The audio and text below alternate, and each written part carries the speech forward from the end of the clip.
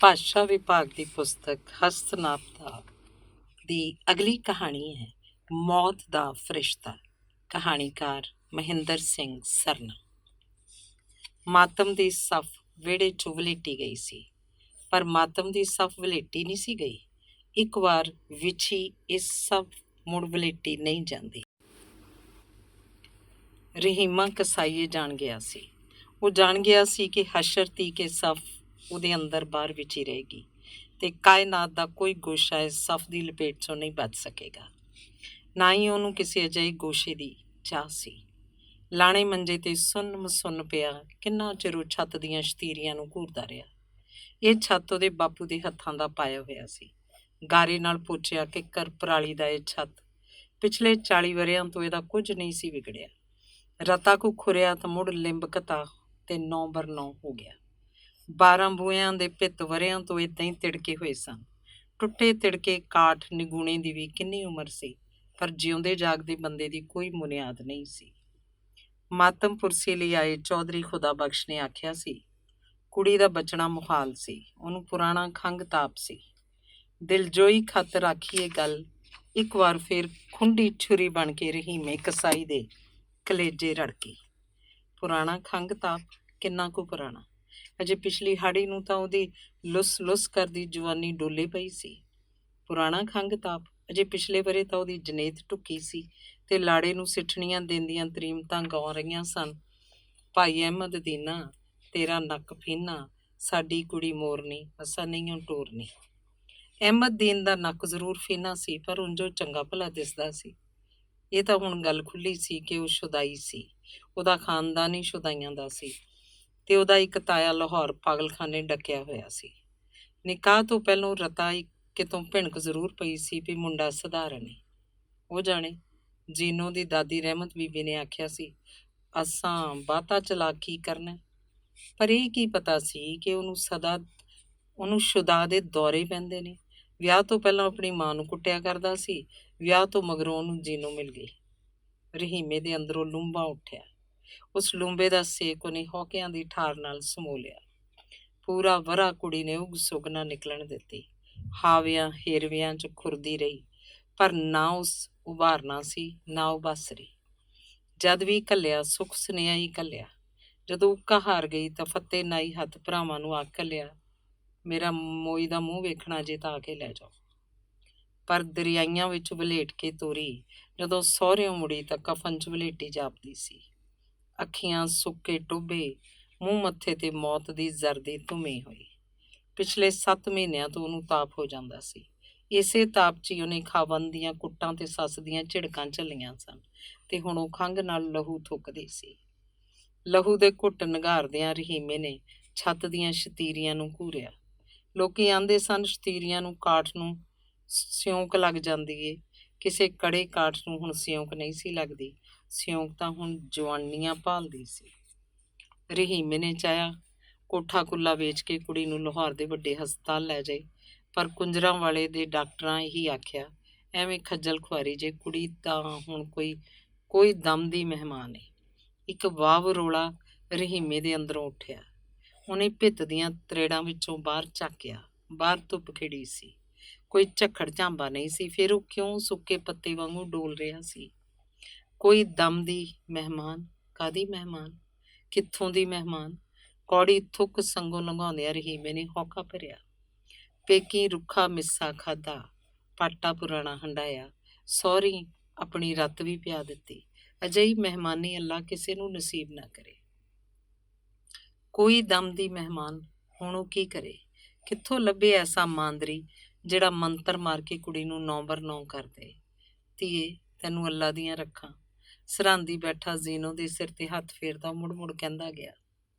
ਪਰ ਅੱਲਾ ਦੀਆਂ ਰੱਖਾਂ ਨਾ ਬੌੜੀਆਂ ਤੇ ਕੁੜੀ ਹੱਥੋਂ ਨਿਕਲ ਗਈ। ਮਲਕੁਲ ਮੌਤ, ਮੌਤ ਦਾ ਫਰਿਸ਼ਤਾ ਨਹੀਂ ਕਸਾਈ ਸੀ। ਕਫਨ 'ਚ ਵਲੇਟੀ ਉਹ 7-8 ਵਰ੍ਹਿਆਂ ਦੀ ਬਾਲੜੀ ਲੱਗਦੀ ਸੀ। ਭੁੱਬਾ ਮਾਰਦੀ ਰਹਿਮਤ ਬੀਬੀ ਕਫਨ ਦੀ ਕੰਨੀ ਚੁੱਕ ਕੇ ਲੋਕਾਂ ਨੂੰ ਮੋਈ ਪੋਤਰੀ ਦਾ ਮੂੰਹ ਵਿਖਾ ਰਹੀ ਸੀ। ਆ ਪੁੱਤਰ ਤੂੰ ਵੀ ਵੇਖ ਲੈ, ਉਹ ਵਿਲਕੀ। ਨਹੀਂ, ਉਹ ਨਹੀਂ ਸੀ ਵੇਖਣਾ ਚਾਹੁੰਦਾ, ਨਹੀਂ ਸੀ ਵੇਖ ਸਕਦਾ। ਜੋ ਕਿਸੇ ਨੇ ਉਹਨੇ ਜ਼ੀਨੋ ਦਾ ਮੂੰਹ ਵਿਖਾਣਾ ਸੀ ਤੇ ਉਹ ਵਿਖਾਵੇ। ਅੰਬੂਏ ਰੰਗ ਦੀ ਚੁੰਨੀ ਦੀ ਬੁੱਕਲ ਵਲੇਟਿਆ ਵਿਹੜੇ 'ਚ ਸਈਆਂ ਨਾਲ ਥਾਲ ਪਾਉਂਦੀ ਦਾ। ਰਹੀਮੇ ਨੇ ਕਰਵਟ ਬਦਲੀ, ਪਰ ਉਹਦਾ ਦਰਦ ਨਾ ਘਟਿਆ। ਲਾਣੇ ਮੰਜੇ ਤੋਂ ਉੱਠ ਕੇ ਉਹ ਵਿਹੜੇ 'ਚ ਆਇਆ ਤੇ ਪਸਾਰ ਦੀ ਕੰਧ ਨਾਲ ਢੇਰੀ ਹੋ ਗਿਆ। ਇਸੇ ਥਾਂ ਤੇ ਬੈਠਾ ਉਹ ਪਿਛਲੇ ਕਿੰਨੇ ਦਿਨ ਮਾਤਮ ਪੁਰਸੀਆਂ ਸੁਣਦਾ ਰਿਹਾ ਸੀ। ਮਾਤਮ ਦੀ ਸੱਫ ਅੱਜ ਵਿਹੜੇ 'ਚੋਂ ਵਲੇਟੀ ਗਈ ਸੀ, ਪਰ ਰਹੀਮੇ ਨੂੰ ਉਵੇਂ ਦੀ ਉਵੇਂ ਵਿਛੀ ਨਜ਼ਰ ਆਉਂਦੀ ਸੀ। ਇੰਨੇ ਦਿਨ ਉਹ ਵਿਹੜਾ ਅਲਾਹੁਣੀਆਂ ਨਾਲ ਭਰਿਆ ਰਿਹਾ ਸੀ। ਤਰੀਮਤਾਂ ਪੱਲੇ ਪਾ ਕੇ ਵੈਣ ਕਰਦੀਆਂ ਰਹੀਆਂ ਸਨ। ਅੱਜ ਉਹ ਤਰੀਮਤਾਂ ਨਹੀਂ ਸਨ, ਪਰ ਅਲਾਹੁਣੀਆਂ ਉਵੇਂ ਹੀ ਸੁਣੀਂਦੀਆਂ ਸਨ। ਜੀਨੋ ਲਈ ਸਾਰਾ ਪਿੰਡ ਰੋਣਾ ਸੀ। ਇੱਕ ਉਹਦੀ ਅੱਥਰ ਨਹੀਂ ਸੀ ਗਿਰੀ। ਲੋਕੀ ਆਂਦੇ ਸਨ ਪਿਓ ਪੱਥਰ ਹੋ ਗਿਆ। 4 ਅੱਥਰਾਂ ਘੇਰ ਲੈਂਦਾ ਤਾਂ ਹੌਲਾ ਹੋ ਜਾਂਦਾ, ਪਰ ਉਹ ਹੌਲਾ ਨਹੀਂ ਸੀ ਹੋਣਾ ਚਾਹੁੰਦਾ। ਬੂਹੇ 'ਚ ਉਹਨੂੰ ਫੱਤੇ ਨਾਈ ਦਾ ਝੌਲਾ ਪਿਆ। ਰਹੀਮੇ ਦੇ ਨਾਲ ਢੁੱਕ ਕੇ ਬਹਿੰਦਾ ਫੱਤੂ ਬੋਲਿਆ, ਮੈਨੂੰ ਚੌਧਰੀ ਹੋਰਾਂ ਘੱਲਿਆ, ਉਹਨਾਂ ਦੇ ਕੁੜਮਾਂ ਦੀ ਰੋਟੀ ਏ, ਭੇਡ ਹਲਾਲ ਕਰਨੀ ਏ। ਰਹੀਮਾ ਗੁੰਮਸੁੰਮ ਬੈਠਾ ਰਿਹਾ। ਫੱਤੂ ਨੇ ਉਹਦੀ ਬਾਂਹ 'ਤੇ ਹੱਥ ਧਰਦਿਆਂ ਆਖਿਆ, ਮੈਂ ਕੀ ਆਨਾ ਪਿਆ ਵਾਂ, ਮੇਰੇ ਤੋਂ ਨਹੀਂ ਹੁੰਦੇ ਇਹ ਕਜੀਏ। ਨਾ ਪੁੱਤਰ, ਰਹਿਮਤ ਬੀਬੀ ਰਹੀਮੇ ਦੀ ਪਿੱਠ 'ਤੇ ਹੱਥ ਫੇਰਦੀ ਬਾਲ ਵਾਂਗ ਵਰਚਾਉਂਦੀ ਬੋਲੀ, ਚੌਧਰੀ ਦਾ ਤਾਂ ਅਸੀਂ ਦੇਣਾ ਨਹੀਂ ਦੇ ਸਕਦੇ, ਕੁੜਮਾਂ ਸ਼ਰੀਕਾਂ ਦੀ ਰੋਟੀ ਏ, ਉੱਠ ਕੇ ਕਿਸੇ ਆਰੇ ਲੱਗ, ਤੇਰਾ ਧਿਆਨ ਭੁੱਲੇ। ਹਾਏ ਬੇਬੇ ਮੇਰੀ ਮੋਰਨੀ ਧੀ, ਰਹੀਮਾ ਵਿਲਕਿਆ।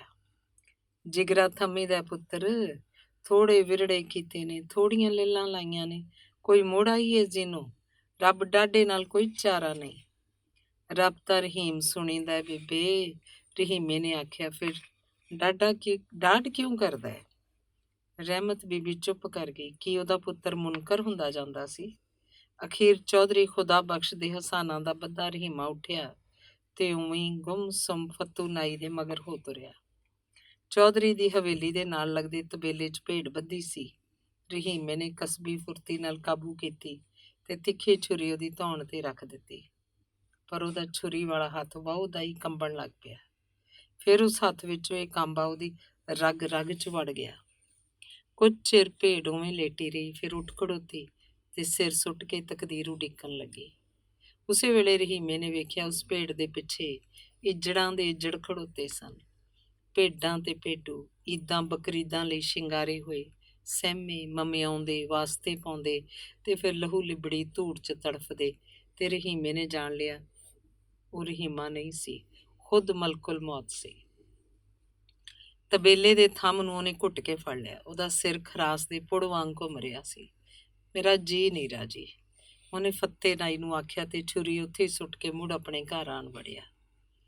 ਹੁਣ ਉਹ ਮੁੜ ਕਸਾਰ ਵਿੱਚ ਲਾਣੇ ਮੰਜੇ ਤੇ ਮੂੰਦੜੇ ਮੂੰਹ ਪਿਆ ਸੀ। ਅਚਨਚੇਤ ਉਹਦੀ ਰੂਹ 'ਚ ਛਾਈ ਸੁੰਝ ਕੰਬੀ ਤੇ ਫੁੱਟ ਫੁੱਟ ਰੋ ਪਿਆ। ਛੱਜੀ ਖਾਰੀ ਰੋਂਦਾ ਗਿਆ।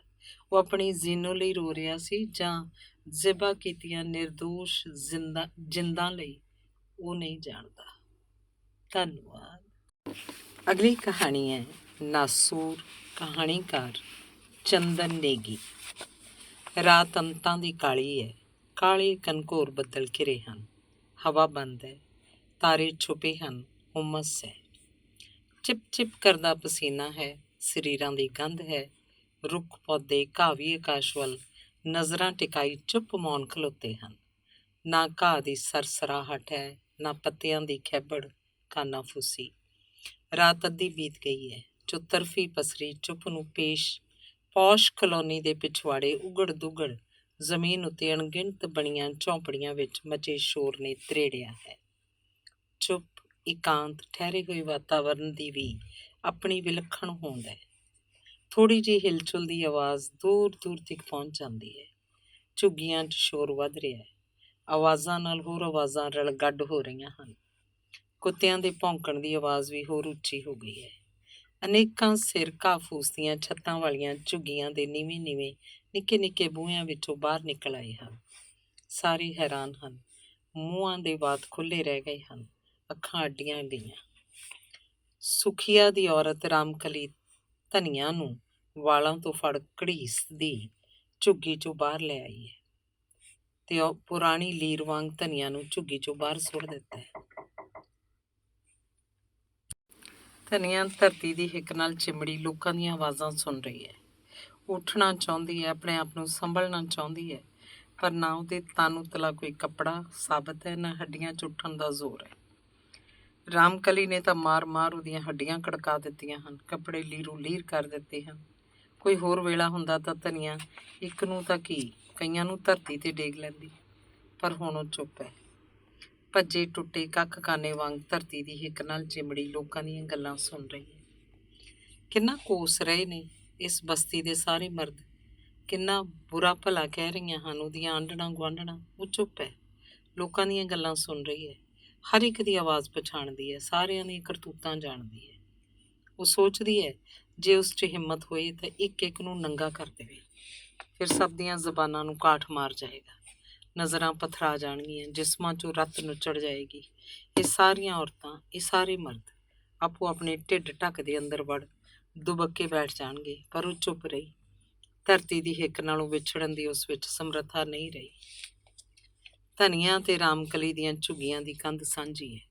ਝੁੱਗੀ ਝੌਂਪੜੀ ਦੀ ਇਹ ਬਸਤੀ ਧਨੀਆ ਦੀ ਝੌਂਪੜੀ ਨਾਲ ਹੀ ਵਸੀ ਸੀ। ਇੱਥੇ ਤਾਂ ਉੱਚੇ ਉੱਚੇ ਅਬਰਕ ਦੇ ਟਿੱਲੇ, ਖਾਈਆਂ, ਉਗੜ ਦੁਗੜ ਰਸਤੇ ਤੇ ਪੱਥਰ ਹੀ ਪੱਥਰ ਸਨ।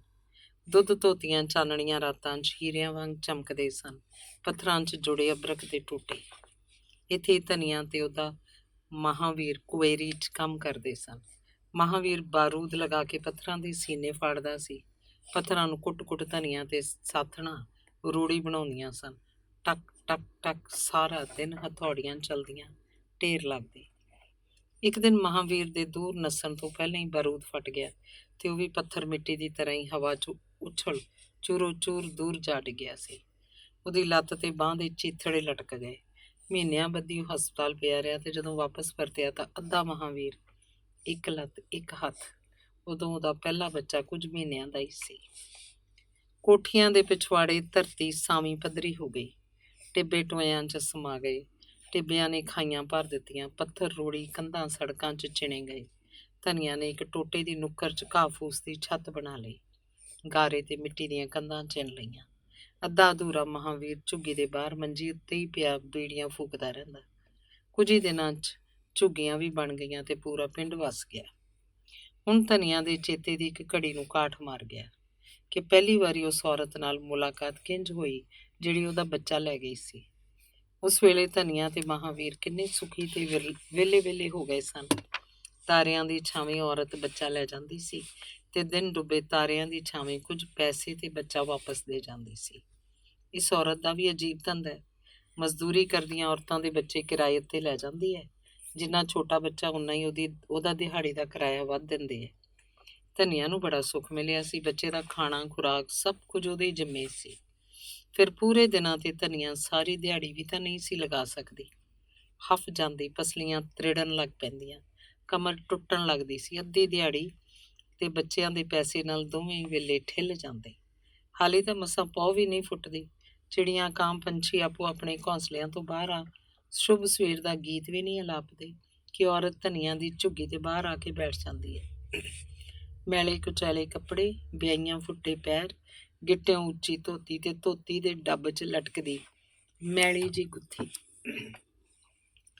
ਜਿਸ ਵਿੱਚੋਂ ਟੀਨ ਦੀ ਡੱਬੀ 'ਚੋਂ ਤੰਬਾਕੂ ਕੱਢ ਤਲੀ ਉੱਤੇ ਮਸਲਦੀ ਹੈ ਤੇ ਫਿਰ ਹੋਠਾਂ ਦੇ ਇੱਕ ਪਾਸੇ ਰੱਖ ਲੈਂਦੀ ਹੈ। ਕਾਗਜ਼ ਦੀਆਂ ਪੁੜੀਆਂ ਨੂੰ ਖੋਲ੍ਹਦੀ ਹੈ, ਕੁਝ ਹਿਸਾਬ ਲਗਾਉਂਦੀ ਹੈ, ਫਿਰ ਪੁੜੀ ਨੂੰ ਗੁੱਥੀ ਵਿੱਚ ਪਾ ਦਿੰਦੀ ਹੈ। ਧਨੀਆ ਦਾ ਦੂਜਾ ਬੱਚਾ ਮਸਾਂ ਕੁਝ ਦਿਨਾਂ ਦਾ ਹੀ ਹੋਇਆ, ਉਹ ਦੂਜੇ ਬੱਚੇ ਨੂੰ ਵੀ ਲੈ ਗਈ ਹੈ। ਧਨੀਆ ਦਾ ਆਦਮੀ ਮਹਾਂਵੀਰ ਹੱਡੀਆਂ ਦੀ ਮੁੱਠ, ਸੁੱਕਾ ਮਰੀਅਲ ਜਿਵੇਂ ਖੇਤਾਂ ਵਿੱਚ ਖਲੋਤਾ ਇੱਕ ਟੰਗਾ ਡਰਾਵਾ ਜਾਂ ਇੱਕ ਬਾਂਸ ਦਾ ਪੁਤਲਾ ਸਾਰਾ ਦਿਨ ਬੈਠਾ ਰਹਿੰਦਾ ਹੈ। 2 ਵਾਰੀ ਧਨੀਆ ਨੇ ਦੂਜੀ ਬਸਤੀ ਦੇ ਸਰਕਾਰੀ ਸਕੂਲ ਕੋਲ ਛਾਬਾ ਵੀ ਲਗਾ ਦਿੱਤਾ ਹੈ, ਪਰ ਉਹਦੀ ਤਾਂ ਢਾਣੀ ਹੋਰ ਬਣ ਗਈ ਹੈ। ਕੰਮ ਕਰਨ ਕਮਾਉਣ ਤੋਂ ਅਵੇਸਲਾ ਹੋ ਗਿਆ। 2 ਪੈਸੇ ਕਮਾ ਲਏ ਤਾਂ ਜੂਏ ਦੀ ਜੁੰਡਲੀ 'ਚ ਆ ਬੈਠਾ। ਜਿੱਤ ਗਿਆ ਤਾਂ ਸ਼ਰਾਬ ਪੀ ਲਈ, ਹਾਰ ਗਿਆ ਤਾਂ ਧਨੀਆ ਦੀ ਖੈਰ ਨਾ ਹੁੰਦੀ। ਲੜਾਈ ਝਗੜਾ, ਮਾਰ ਕੁਟਾਈ, ਮਾਰ ਧਨੀਆ ਦੀ ਬੂਟੀ ਉਡਾ ਦਿੰਦਾ। ਇਹ ਸੁੱਕਾ ਮਾੜਚੂ ਜਿਹਾ ਅੱਧ ਅਧੂਰਾ ਮਰਦ। ਪਹਿਲ ਤਾਂ ਝੁੱਗੀਆਂ ਵਾਲੇ ਬਚਾਉਂਦੇ ਰਹੇ, ਧਨੀਆ ਨੂੰ ਛੁਡਾਉਂਦੇ ਰਹੇ, ਫਿਰ ਰੋਜ਼ ਦਾ ਇਹੀ ਕਰਮ ਹੋ ਗਿਆ। ਉਸ ਔਰਤ ਦੇ ਆਉਂਦੇ ਹੀ ਉਹ ਝਪਟਾ ਮਾਰ ਪੈਸੇ ਖੋਹ ਲੈਂਦਾ ਤੇ ਉਹਦੀ ਵਿਸਾਖੀ ਦੀ ਟਕ ਟਕ ਦੂਰ ਤੱਕ ਸੁਣੀਂਦੀ। ਕਿੰਨੇ ਵਰ੍ਹਿਆਂ ਤੋਂ ਇਹੋ ਹੀ ਕਰਮ ਚੱਲਿਆ ਆ ਰਿਹਾ। ਕਈ ਵਾਰ ਧਨੀਆ ਬੱਚੇ ਲੈ ਕੇ ਜਾਣ ਵਾਲੀ ਔਰਤ ਦੇ ਪਿੱਛੇ ਪਿੱਛੇ ਵੀ ਜਾਂਦੀ ਸੀ। ਬੱਚਾ ਉਸ ਔਰਤ ਦੀ ਝੋਲੀ 'ਚ ਰੋਂਦਾ ਕੁਰਲਾਉਂਦਾ, ਦੂਰੋਂ ਵੇਖਦੀ ਧਨੀਆ ਦੇ ਜਿਸਮ ਵਿੱਚੋਂ ਸਾਰੀ ਰਾਤ ਨੁੱਚੜ ਜਾਂਦੀ ਸੀ। ਬੱਚਾ ਤੜਫਦਾ ਜਿਵੇਂ ਉਹਦੀ ਗੋਦੜੀ 'ਚ ਕੰਡੇ, ਕਾਕਰੋਚ ਜਾਂ ਨੁਕੀਲੇ ਪੱਥਰ ਬੱਚੇ ਨੂੰ ਚੁਭਦੇ ਹੋਣ। ਬੱਚਾ ਜਿੰਨਾ ਜ਼ੋਰ ਨਾਲ ਰੋਂਦਾ ਤੜਫਦਾ, ਓਨੀ ਹੀ ਔਰਤ ਤਰਲੇ ਵਾਸਤੇ ਪਾਉਂਦੀ, ਦੁਹਾਈ ਦਿੰਦੀ, ਪੈਸੇ ਮੰਗਦੀ। ਮੇਰਾ ਬੱਚਾ ਭੂਖ ਸੇ ਮਰ ਰਹਾ ਹੈ, ਇਸਕੇ दूध के लिए ਪੈਸੇ। ਉਹ ਮੱਥੇ ਵੀ ਟੇਕਦੀ, ਲੋਕਾਂ ਦੇ ਪਿੱਛੇ ਵੀ ਦੌੜਦੀ, ਪੈਰੀਂ ਹੱਥ ਲਗਾਉਂਦੀ, ਕਦੇ ਇੱਕ ਚੁਰਾਹੇ 'ਚ ਖਲੋਂਦੀ, ਕਦੇ ਦੂਜੇ ਚੁਰਾਹੇ 'ਚ। ਬੱਚੇ ਨੂੰ ਗੋਦੀ 'ਚ ਲੈ ਕੇ ਮੰਗਣ ਨਾਲ ਉਹਦੀ ਦਿਹਾੜੀ ਚੰਗੀ ਬਣ ਜਾਂਦੀ। ਬੱਚੇ ਦੀਆਂ ਅੱਖਾਂ ਸੁੱਜ ਜਾਂਦੀਆਂ, ਆਵਾਜ਼ ਭਾਰੀ ਹੋ ਜਾਂਦੀ ਤੇ ਸ਼ਾਮ ਨੂੰ ਆਪਣੀ ਮਾਂ ਕੋਲ ਬੱਚਾ ਬੇਸੁਰਤ ਜਿਹਾ ਪੈ ਰਹਿੰਦਾ। ਉਹ ਔਰਤ ਧਨੀਆਂ ਦੇ ਬੱਚੇ ਹੋਰ ਮੰਗਤਿਆਂ ਨੂੰ ਕਿਰਾਏ ਉੱਤੇ ਦੇਣ ਲੱਗ ਪਈ ਸੀ। ਧਨੀਆਂ ਨੇ ਪੱਥਰ ਕੁੱਟਣੇ ਛੱਡ ਦਿੱਤੇ, ਨਾ ਪੂਰੀ ਦਿਹਾੜੀ ਲਗਾ ਸਕਦੀ ਸੀ, ਨਾ ਪੂਰੇ ਪੈਸੇ ਮਿਲਦੇ ਸਨ। ਹੁਣ ਉਹ ਤੋਂ ਸਾਰੇ ਦਿਨ ਹਥੌੜੀ ਨਹੀਂ ਸੀ ਵੱਜਦੀ। ਵਿਹਾਰ ਜਿਹਾ ਸ਼ੁਰੂ ਹੋ ਗਿਆ ਸੀ ਦੋਹਾਂ ਔਰਤਾਂ 'ਚ। ਕਿਹੋ ਜਿਹਾ ਸਮਝੌਤਾ ਸੀ, ਕਿਹੀ ਸਾਝੇਦਾਰੀ, ਬੱਚਿਆਂ ਦੇ ਜਿਸਮਾਂ ਦਾ ਵਪਾਰ। ਧਨੀਆਂ ਦਾ ਪੈਰ ਜਦੋਂ ਵੀ ਭਾਰਾ ਹੁੰਦਾ, ਮਹਾਂਵੀਰ ਧਨੀਆਂ ਦੇ ਚਿਹਰੇ ਖਿੜ ਜਾਂਦੇ ਹਨ। ਹਸੂ ਹਸੂ ਕਰਦੇ ਚਿਹਰੇ ਘਰ 'ਚ ਇੱਕ ਹੋਰ ਨਵੇਂ ਜੀਅ ਦੀ ਆਮਦਨ ਦੇ ਵਾਧੇ ਦੀ ਖੁਸ਼ੀ ਹੁੰਦੀ ਹੈ। ਧਨੀਆਂ ਹੁਣ ਨਾ ਸ਼ਰਾਬ ਤੋਂ ਰੋਸ ਕਰਦੀ ਹੈ, ਨਾ ਮਾਰਾਂ ਤੋਂ ਆਪਣੇ ਆਪ ਨੂੰ ਬਚਾਉਂਦੀ ਹੈ। ਉੱਚੀ ਲੰਮੀ ਭਰਵੀਂ ਧਨੀਆਂ ਤਾਂ ਮਹਾਂਵੀਰ ਜੇ ਦੋ ਬੰਦਿਆਂ ਨੂੰ ਮੁੱਠੀਆਂ 'ਚ ਨਪੇੜ ਲਏ। ਉਸ ਅੱਧ ਅਧੂਰੇ ਇੱਕ ਟੰਗ ਵਾਲੇ ਮਹਾਂਵੀਰ ਦੀ ਪਤਲੀ ਗਰਦਨ ਇੱਕੋ ਮਰੋੜੀ ਨਾਲ ਪਰਾਂ ਵਗਾ ਮਰੇ। ਪਰ ਉਹ ਮਾਰ ਤੋਂ ਥੋੜ੍ਹੀ ਦੇਰ ਬਾਅਦ ਹੀ ਮਹਾਂਵੀਰ ਕੋਲ ਲੰਮੀ ਪੈ ਜਾਂਦੀ ਹੈ। ਉਹਨੂੰ ਪਤਾ ਹੈ ਫਿਰ ਉਹਨੂੰ ਅੰਤਾਂ ਦਾ ਪਿਆਰ ਕਰਦਾ ਤੇ ਉਹਦਾ ਪੈਰ ਭਾਰੀ ਹੋ ਜਾਂਦਾ ਹੈ। ਭਰੀ ਭਰਾਈ ਧਨੀਆਂ ਦੀ ਚਾਲ ਵਿੱਚ ਮਟਕਾਂ ਆ ਜਾਂਦੀ ਹੈ। ਕਦਮ ਹਥਲੀ ਧਰਤੀ ਨੂੰ ਕਾਂਬਾ ਛਿੜ ਜਾਂਦਾ ਹੈ। ਧਨੀਆਂ ਹਰ ਸਾਲ ਬੱਚਾ ਪੈਦਾ ਕਰਨ ਲੱਗ ਪਈ। ਇਹੀ ਸੀ ਉਹਦਾ ਧੰਦਾ। ਇਸ ਧੰਦੇ ਤੋਂ ਰੋਟੀ ਚੱਲਦੀ ਸੀ। ਮਹਾਂਵੀਰ ਦੀ ਸ਼ਰਾਬ, ਜੂਆ ਤੇ ਧਨੀਆਂ ਜਿਵੇਂ ਬੱਚੇ ਪੈਦਾ ਕਰਨ ਵਾਲੀ ਮਸ਼ੀਨ ਬਣ ਗਈ ਹੋਈ। ਇਹੀ ਉਹਨਾਂ ਦੀ ਰੋਜ਼ੀ ਸੀ। ਇਹ ਕਮਾਈ, ਇਹੋ ਕੰਮ, ਇਹੋ ਵਿਹਾਰ। ਕੀ ਦਿੰਦੀ ਸੀ ਔਰਤ ਬੱਚਿਆਂ ਨੂੰ? ਰਾਤ ਨੂੰ ਅੱਧ ਬੇਹੋਸ਼ ਜਿਹੇ ਬੱਚੇ ਘਰ ਪਰਤਦੇ, ਬਾਹਾਂ ਲੱਤਾਂ ਉੱਤੇ ਰਿਸਦੇ, ਜ਼ਖਮਾਂ ਦੀ ਉਹਨਾਂ ਨੂੰ ਨਾ ਪਰਵਾਹ ਹੁੰਦੀ, ਨਾ ਪੀੜ। ਅੱਧ ਨੰਗੇ, ਅੱਧ ਕੱਜੇ ਬੱਚੇ ਝੁੱਗੀ 'ਚ ਸਿਰਫ ਰਾਤ ਹੀ ਕੱਟਦੇ, ਸੁੱਤੇ ਸੁੱਤੇ ਬੜਬੜਾਉਂਦੇ, ਮਾਂ ਭੁੱਖ ਲੱਗੀ, ਮਾਂ ਭੁੱਖ ਲੱਗੀ। ਸੁੱਤੇ ਸੁੱਤੇ ਨੰਗੇ ਢਿੱਡਾਂ ਤੇ ਹੱਥ ਮਾਰਦੇ, ਭਗਵਾਨ ਕੇ ਨਾਮ ਕੋਈ ਪੈਸਾ, ਹਮਾਰਾ ਮਾਂ ਬਾਪ ਮਰ ਗਿਆ। ਸੰਨੀਆਂ ਦੇ ਜਿਗਰ ਨੂੰ ਚੀਸਾਂ ਪੈਂਦੀਆਂ ਤਾਂ ਸਨ, ਪਰ ਰੋਜ਼ੀ ਰੋਟੀ ਦਾ ਵੀ ਬੜਾ ਵੱਡਾ ਸਵਾਲ ਸੀ। ਢਿੱਡ ਦੀ ਭੁੱਖ ਦਾ, ਅੱਧੇ ਆਦਮੀ ਦੀਆਂ ਲੋੜਾਂ ਦਾ। ਧਨੀਆਂ ਨੂੰ ਮੋਹ ਵੀ ਤਾਂ ਉਪਜਦਾ ਆਪਣੀ ਕੁੱਖ ਦੇ ਜਾਇਆ ਨਾਲ, ਪਰ ਪੈਸੇ ਖਾਤਰ ਹੀ ਉਸ ਬੱਚੇ ਜਮਾਏ। ਪੈਸੇ ਖਾਤਰ ਹੀ ਉਹ ਸਿਰਫ ਉਹਨਾਂ ਦੇ ਚਿਹਰੇ ਰਾਤ ਦੇ ਹਨੇਰੇ 'ਚ ਹੀ ਵੇਖਦੀ, ਜਿਵੇਂ ਕੋਈ ਮਹਿਮਾਨ ਸਿਰਫ ਰਾਤ ਕੱਟਣ ਆਉਂਦੇ ਹੋਣ। ਝੁੱਗੀਆਂ ਦੇ ਹੋਰ ਬੱਚੇ ਬੇਫਿਕਰ ਖੇਡਦੇ, ਨੱਚਦੇ, ਕੁੱਦਦੇ ਵੇਖ ਉਹਦੀਆਂ ਆਂਦਰਾਂ 'ਚ ਕੜਵੱਲ ਵੀ ਪੈਂਦੇ, ਪਰ ਉਹ ਆਪੇ ਹੀ ਮੂੰਹ ਫਿਰ ਅਹਿਸਾਸ ਦਾ ਗਲ ਘੁੱਟ ਲੈਂਦੀ ਸੀ। ਜਿਹੜੇ ਬੱਚੇ ਥੋੜ੍ਹੇ ਵੱਡੇ ਹੋ ਗਏ ਸੀ, ਉਸ ਔਰਤ ਨੇ ਹਸਪਤਾਲਾਂ, ਮੰਦਰਾਂ, ਚੁਰਾਹਿਆਂ ਉੱਤੇ ਉਹਨਾਂ ਨੂੰ ਥਾਵਾਂ ਮੱਲ ਦਿੱਤੀਆਂ ਸਨ। ਉਹ ਠੋਕਰਾਂ ਖਾਂਦੇ, ਨਸ਼ੀਲੀਆਂ ਗੋਲੀਆਂ ਫੱਕਦੇ, ਮੰਗਦੇ ਖੌਰੇ ਕਿੱਥੇ ਕਿੱਥੇ ਧੱਕੇ ਖਾਂਦੇ ਚਲੇ ਗਏ। ਕਦੇ ਰਾਤ ਨੂੰ ਵੀ ਘਰ ਨਹੀਂ ਪਰਤੇ।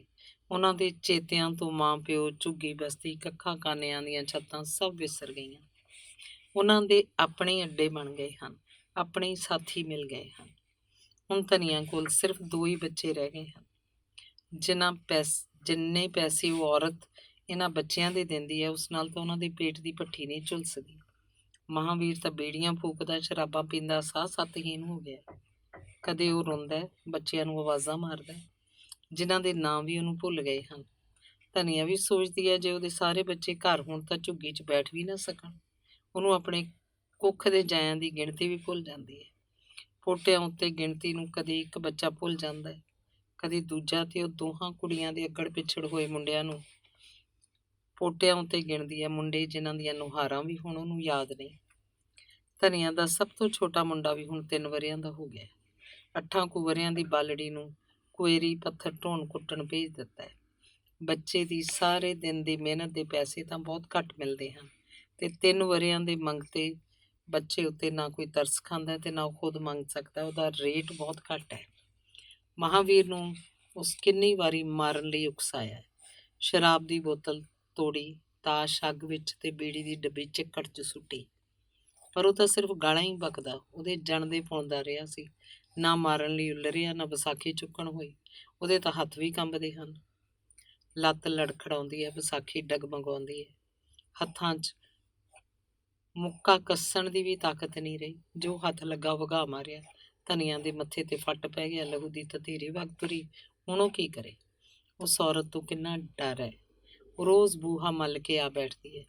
ਕੰਮ ਕਾ ਮੰਦਾ ਪੜ ਗਿਆ ਰੀ ਧਨੀਆ, ਤੇ ਉਹ ਕਿੰਨੀਆਂ ਹੀ ਧਮਕੀਆਂ ਦੇ ਗਈ ਸੀ।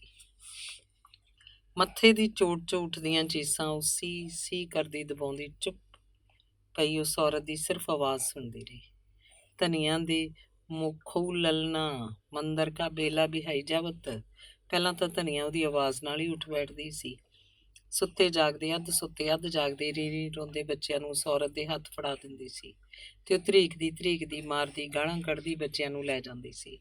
ਅੱਜ ਧਨੀਆਂ ਦਾ ਜੀ ਕੀਤਾ ਉਸ ਔਰਤ ਦਾ ਗਰੇਵਾਨ ਪਕੜੇ ਤੇ ਮਾਰ ਝੁੱਗੀਆਂ ਤੋਂ ਦੂਰ ਨਾਲ ਦੇ ਪਾਰ ਧਰੀਕ ਕੇ ਲੈ ਜਾਏ, ਤੇ ਫਿਰ ਕਦੇ ਉਹਦਾ ਮੂੰਹ ਨਾ ਵੇਖੇ। ਪਰ ਉਹ ਕੁਝ ਵੀ ਨਾ ਕਰ ਸਕੀ। ਆਪਣੇ 3 ਵਰ੍ਹਿਆਂ ਦੇ ਸੁੱਤੇ ਬੱਚੇ ਨੂੰ ਉਹਦੀ ਉਂਗਲੀ ਲਗਾ ਦਿੱਤਾ। ਰੋਂਦਾ ਬੱਚਾ ਪੈਰੋਂ ਨੰਗਾ, ਤੇੜੋਂ ਨੰਗਾ।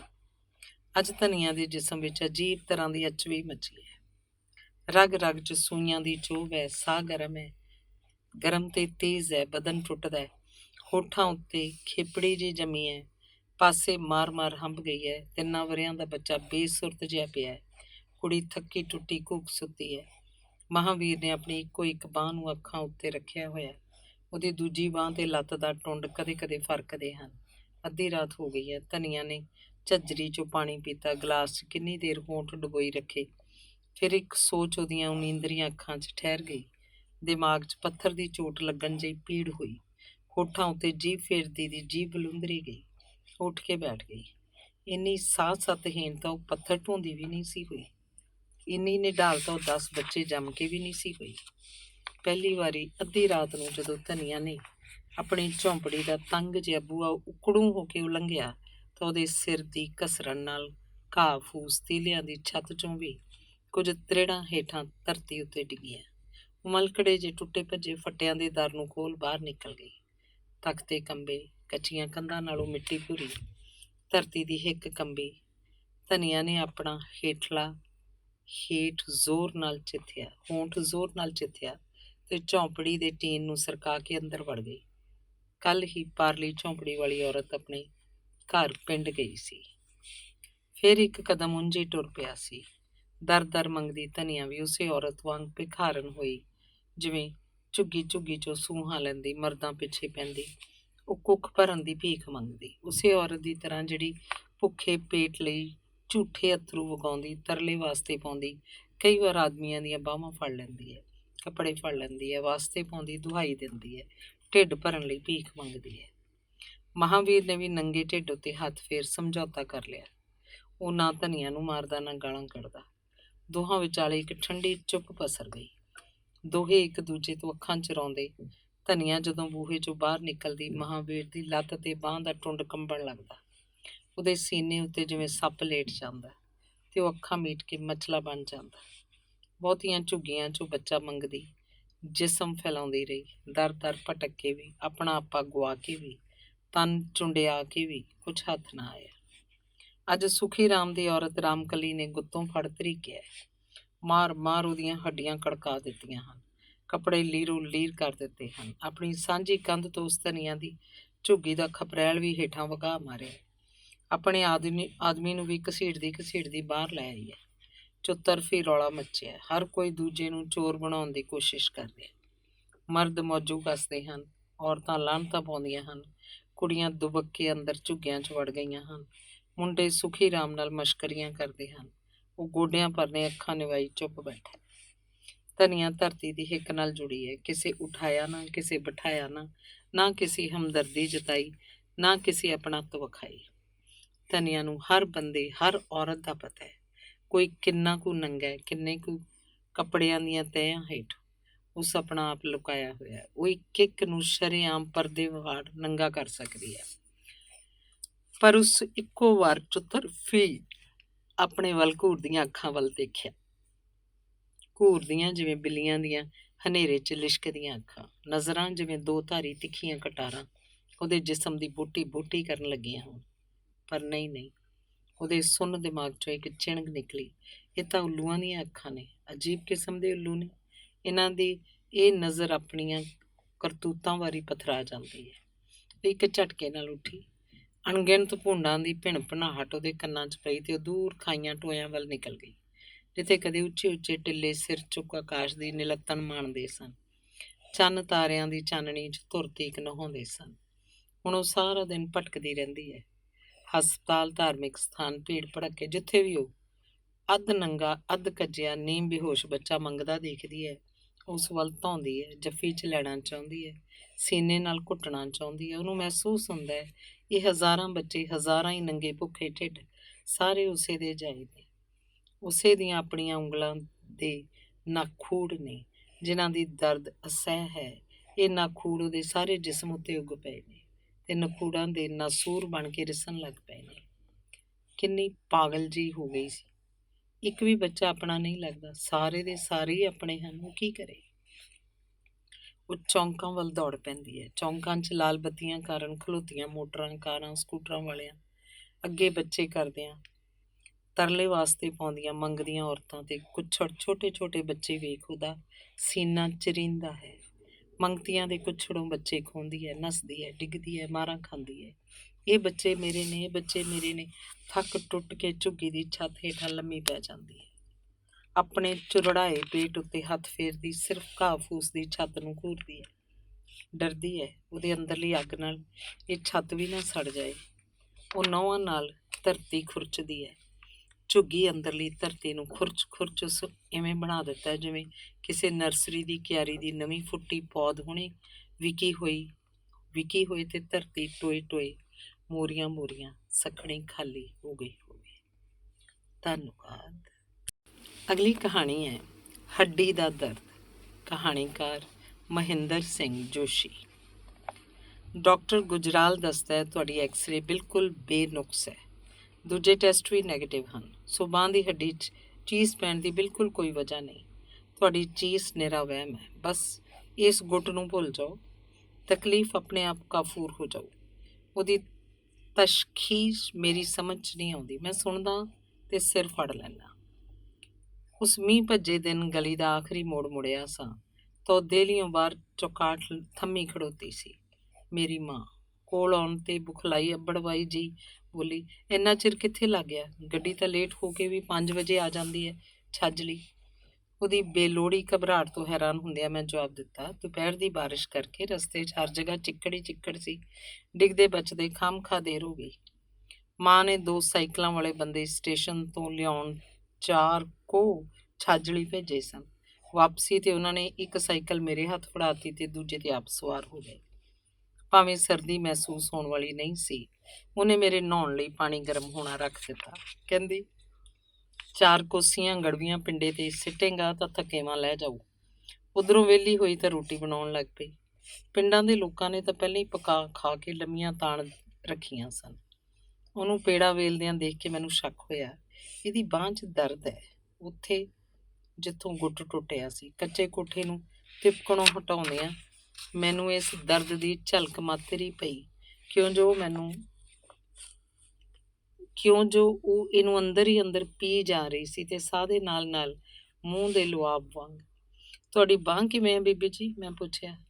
ਸੁਣਿਆ ਜੰਗੀਰ ਤੋਂ ਠੀਕ ਤਰ੍ਹਾਂ ਨਹੀਂ ਜੁੜੀ। ਤੁਸੀਂ ਮੈਨੂੰ ਪਤਾ ਨਾ ਕੀਤਾ, ਪਟਿਆਲੇ ਚੱਜ ਦੇ ਡਾਕਟਰ ਤੋਂ ਜੁੜਵਾਉਂਦੇ ਤਾਂ ਗਲਤੀ ਦਾ ਇਮਕਾਨ ਨਾ ਰਹਿੰਦਾ। ਮੇਰੀ ਬਾਂਹ? ਇਹਦਾ ਬੜਾ ਹੈ। ਜੰਗੀਰ ਕਹਿੰਦਾ ਸੀ ਦਿਨ ਪਾ ਕੇ ਆਪੇ ਟਿਚਨ ਹੋ ਜਾਊ। ਉਹ ਬੇਪਰਵਾਹੀ ਨਾਲ ਮੁਸਕਰਾਉਂਦੀ ਕੋਈ। ਮੈਂ ਜਾਣਦਾ ਸਾਂ ਜੇ ਹੱਡੀ ਕੋ ਥਾਂ ਜੁੜ ਜਾਏ ਤਾਂ ਡਾਕਟਰ ਨੂੰ ਆਪਣੇ ਹੱਥੀਂ ਤੋੜ ਕੇ ਦੁਬਾਰਾ ਗੰਢਣੀ ਪੈਂਦੀ ਹੈ। ਦਰਦ ਵਕਤ ਨਾਲ ਆਪੇ ਚਲਾ ਜਾਏਗਾ, ਇਹਦਾ ਮੈਨੂੰ ਇਤਬਾਰ ਨਾ ਆਇਆ। ਮੈਂ ਨਿਸ਼ਚਾ ਕੀਤਾ, ਇਹ ਜੋ ਮਰਜ਼ੀ ਆਖੀ ਜਾਏ, ਪਟਿਆਲੇ ਇਹਨੂੰ ਲੈ ਹੀ ਜਾਣਾ, ਨਹੀਂ ਤਾਂ ਸਮਝੋ ਉਮਰ ਭਰ ਦਾ ਰੋਗ ਪੱਲੇ ਪੈ ਗਿਆ। ਮੇਰੇ ਸੌਣ ਲਈ ਉਹਨੇ ਦਰੀ, ਚਾਦਰ, ਖੇਸ ਆਪ ਸੰਦੂਕ 'ਚੋਂ ਕੱਢੇ, ਆਪੇ ਮੰਜਾ ਟੇਢਾ ਕਰਕੇ ਬਿਸਤਰਾ ਵਿਛਾਇਆ। ਮੈਂ ਹੱਥ ਵਟਾਉਣ ਨੂੰ ਜ਼ੋਰ ਮਾਰਦਾ ਰਿਹਾ, ਪਰ ਉਹ ਮੰਨੀ ਹੀ ਨਾ। ਮੇਰੀ ਥਕਾਵਟ ਦੀ ਹੀ ਰਾਗਣੀ ਗਾਈ ਗਈ। ਦਰਦ ਉਹਨੂੰ ਇਸ ਚੱਕ ਧਰ 'ਚ ਵੀ ਅਵਸ਼ ਹੋਇਆ ਹੋਏਗਾ, ਪਰ ਉਹ ਮੈਲੀ ਲਾਲਟਨ ਦੇ ਧੁੰਦਲੇ ਚਾਨਣ ਵਿੱਚ ਹੀ ਕਿਧਰੇ ਗਵਾਚ ਗਿਆ। ਸਵੇਰੇ ਸਾਜਰੇ ਜਾਗ ਕੇ ਉਹਨੇ ਘਰ ਦੀ ਝਾੜ ਪੂੰਝ ਤੇ ਹੋਰ ਕੰਮ ਇਉਂ ਮੁਕਾਏ ਜਿਵੇਂ ਕੋਈ ਹਵਾ ਦਾ ਉਗਲੱਥਾ ਅਲਸਾਇਆ ਬੁੱਲਾ ਮੇਰੇ ਆਲੇ ਦੁਆਲੇ ਰੁਮਕ ਰਿਹਾ ਹੋਵੇ। ਮੈਂ ਪਿੰਡ ਆਇਆ ਹੁੰਦਾ ਤਾਂ ਉਹ ਮੇਰੇ ਆਰਾਮ ਦੇ ਸਮੇਂ ਗਲੀ ਗੁਆਂਢ 'ਚ ਕਰਫਿਊ ਲਾ ਛੱਡਦੀ। ਤੋੜ ਭੰਨ ਕੇ ਕੋਈ ਉੱਚਾ ਬੋਲ ਵੀ ਮੂੰਹੋਂ ਨਾ ਕੱਢ ਸਕਦਾ। ਮੇਰੇ ਦੰਦਾਂ ਤੇ ਬਰਸ਼ ਮਾਰਨ ਤੱਕ ਚਾਹ ਬਣ ਚੁੱਕੀ ਸੀ।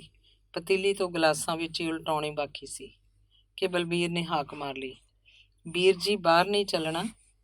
ਪਿੰਡਾਂ 'ਚ ਕੁਦਰਤੀ ਹਾਜਤ ਪੂਰੀ ਕਰਨ ਲਈ ਸੁਵਖਤੇ ਨਿਆਈਆਂ ਦਾ ਰੁੱਖ ਕਰਨਾ ਪੈਂਦਾ ਹੈ। ਮਾਂ ਨੇ ਆਪਣੀ ਚਾਹ ਦਾ ਗਲਾਸ ਬਲਬੀਰ ਸਿੰਘ ਦੇ ਨਾ ਕਰਦੇ ਉਹਨੂੰ ਫੜਾ ਦਿੱਤਾ। ਕਹਿੰਦੀ ਕੋਈ ਗੱਲ ਨਹੀਂ, ਮੈਂ ਬਿੰਦ 'ਚ ਹੋਰ ਬਣਾ ਲੈਂਦੀ ਹਾਂ। ਦੁਪਹਿਰ ਦੀ ਰੋਟੀ ਦਾ ਸਵਾਲ ਇੰਨਾ ਸਹਿਲ ਨਹੀਂ ਸੀ। ਉਹ ਫੁਲਕੇ ਸੇਕਣ ਤੋਂ ਘੱਟੋ ਘੱਟ ਘੰਟਾ ਪਹਿਲਾਂ ਆਟਾ ਗੁੰਨਦੀ ਸੀ। ਇਹਦੇ ਬਿਨਾਂ ਉਹਦਾ ਵਿਚਾਰ ਸੀ ਆਟੇ ਦਾ ਕਣ ਨਹੀਂ ਭੇਜਦਾ ਤੇ ਸੁੱਕੇ ਆਟੇ ਦੀ ਰੋਟੀ ਥੋੜ੍ਹੇ ਕਿਤੇ ਹਜ਼ਮ ਨਹੀਂ ਹੁੰਦੀ, ਕੱਚ ਬਣ ਕੇ ਅੰਦਰਾਂ 'ਚ ਰੜਕਦੀ ਰਹਿੰਦੀ ਹੈ। ਮੈਂ ਜੰਗਲ ਹੋ ਕੇ ਪਰਤਿਆ ਤਾਂ ਮੁਲਾਕਾਤੀ ਡਿੱਗਣੇ ਸ਼ੁਰੂ ਹੋ ਗਏ। ਇੱਕ ਜਾਵੇ ਦੋ ਆ ਧਮਕਣ। ਜਦ ਵੀ 8-10 ਮਹੀਨੇ ਘਰ ਜਾਈਦਾ ਸੀ ਤਾਂ ਇਵੇਂ ਹੁੰਦਾ ਸੀ। ਮੈਂ ਨਹਾਤਾ ਵੀ ਨਲਕੇ ਦੇ ਫਰਸ਼ 'ਤੇ, ਪਰਨਾ ਬੰਨ੍ਹ ਕੇ ਸਭ ਦੇ ਸਾਹਮਣੇ। ਰੋਟੀ ਨੂੰ 2 ਵੱਜ ਗਏ। ਮਾਂ ਚੁੱਲ੍ਹੇ ਦੇ ਵੱਟੇ ਨਾਲ ਚਿਪਕੀ ਲੱਕੜਾਂ ਸੀਖਦੀ ਰਹੀ। ਤਵਾ ਚਾਲੂ ਕਰਨ ਦੀ ਉਡੀਕ 'ਚ ਤੇ ਅੰਤ ਖਿੱਝ ਕੇ ਮੇਰੇ ਜੋਗਿੰਦਰ ਤੇ ਤੇਜੇ ਅੱਗੇ ਥਾਲੀਆਂ ਪਰੋਸ ਦਿੱਤੀਆਂ। ਕਈਆਂ ਚਲਾਉਣ ਵਾਲੇ ਕਿਰਸਾਨ ਸਧਾਰਨ ਚੇਪੇ, ਜਿੰਨਾ ਅੰਨ ਤਾਂ ਲੋੜਦੇ ਹੀ ਹਨ। ਮਾਂ ਦੇ ਖਾਣ ਲਈ ਦਾਲ ਦਾ ਕਿਣਕਾ ਵੀ ਨਾ ਬਚਿਆ। ਤਿਰਕਾਲਾਂ ਪਈਆਂ ਤਾਂ ਕਹਿਣ ਲੱਗੀ, ਜੇ ਇਹਨੂੰ ਖੇਚਲ ਨਾ ਸਮਝੇ, ਖੜੇ ਖੜੇ ਖੇਤ ਹੋ ਆਈ। ਤੈਨੂੰ ਤਾਂ ਆਪਣੀ ਭੌਣ ਦੀਆਂ ਵੱਟਾਂ ਡੋਲਾਂ ਦਾ ਵੀ ਨਹੀਂ ਪਤਾ।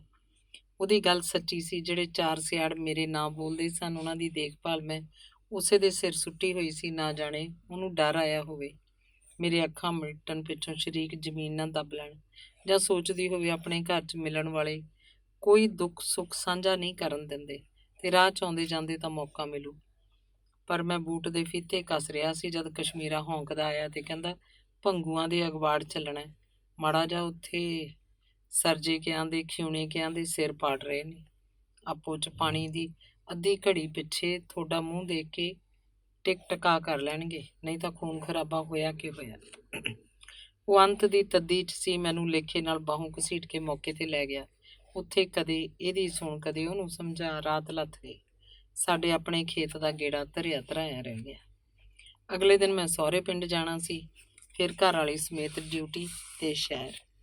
ਸਿੱਧਾ ਸਫ਼ਰ ਕਰਨਾ ਹੁੰਦਾ ਤਾਂ ਮਾਂ ਨੂੰ ਵੀ ਨਾਲ ਲਿਜਾਇਆ ਜਾ ਸਕਦਾ ਸੀ, ਪਰ ਮਜਬੂਰੀ ਹੋ ਗਈ। ਉਹ ਮੈਨੂੰ ਪਿੰਡੋਂ ਬਾਹਰ ਸਕੂਲ ਤੱਕ ਵਿਦਾ ਕਰਨ ਲਈ ਆਈ ਤਾਂ ਮੈਂ ਕਿਹਾ, ਬੀਬੀ ਜੀ ਤੁਸੀਂ 1 ਅੱਧ ਦਿਨ ਵਿੱਚ ਸਾਡੇ ਕੋਲ ਪਟਿਆਲੇ ਪਹੁੰਚ ਜਾਣਾ। ਤੁਹਾਡੀ ਇਹ ਬਾਂਹ ਡਾਕਟਰਾਂ ਨੂੰ ਦਿਖਾਉਣੀ ਨਿਹਾਇਤ ਜ਼ਰੂਰੀ ਹੈ। ਹੋਰ ਸੁਸਤੀ ਚੰਗੀ ਨਹੀਂ। ਉਹਨੇ ਸਿਰ ਨੀਵਾਂ ਕਰਕੇ ਦੱਬਵਾਂ ਜਿਹਾ ਉੱਤਰ ਦਿੱਤਾ, ਅੱਛਾ। ਉਹਦਾ ਮੂੰਹ ਮੈਨੂੰ ਨਜ਼ਰ ਨਹੀਂ ਸੀ ਆ ਰਿਹਾ, ਪਰ ਉਹਦੇ ਹੰਝੂ ਜ਼ਮੀਨ 'ਤੇ ਟਪਕਦੇ ਦਿਸ ਪਏ। ਪਤਾ ਨਹੀਂ ਕਿਉਂ ਇਸ ਤਰ੍ਹਾਂ ਉਦਾਸੀ ਨੇ ਘੇਰ ਲਈ ਬਿਨਾਂ ਗੱਲੋਂ। ਮੈਂ ਉਹਨੂੰ ਜੱਫੀ 'ਚ ਘੁੱਟ ਕੇ ਉਹਦੀਆਂ ਅੱਖਾਂ ਉਹਦੀ ਚੁੰਨੀ ਨਾਲ ਪੂੰਝ ਦਿੱਤੀਆਂ। ਤੀਜੇ ਦਿਨ ਉਹ ਮੇਰੇ ਕੋਲ ਆਉਣ ਦੀ ਬਜਾਏ ਰੱਬ ਕੋਲ ਤੁਰ ਗਈ।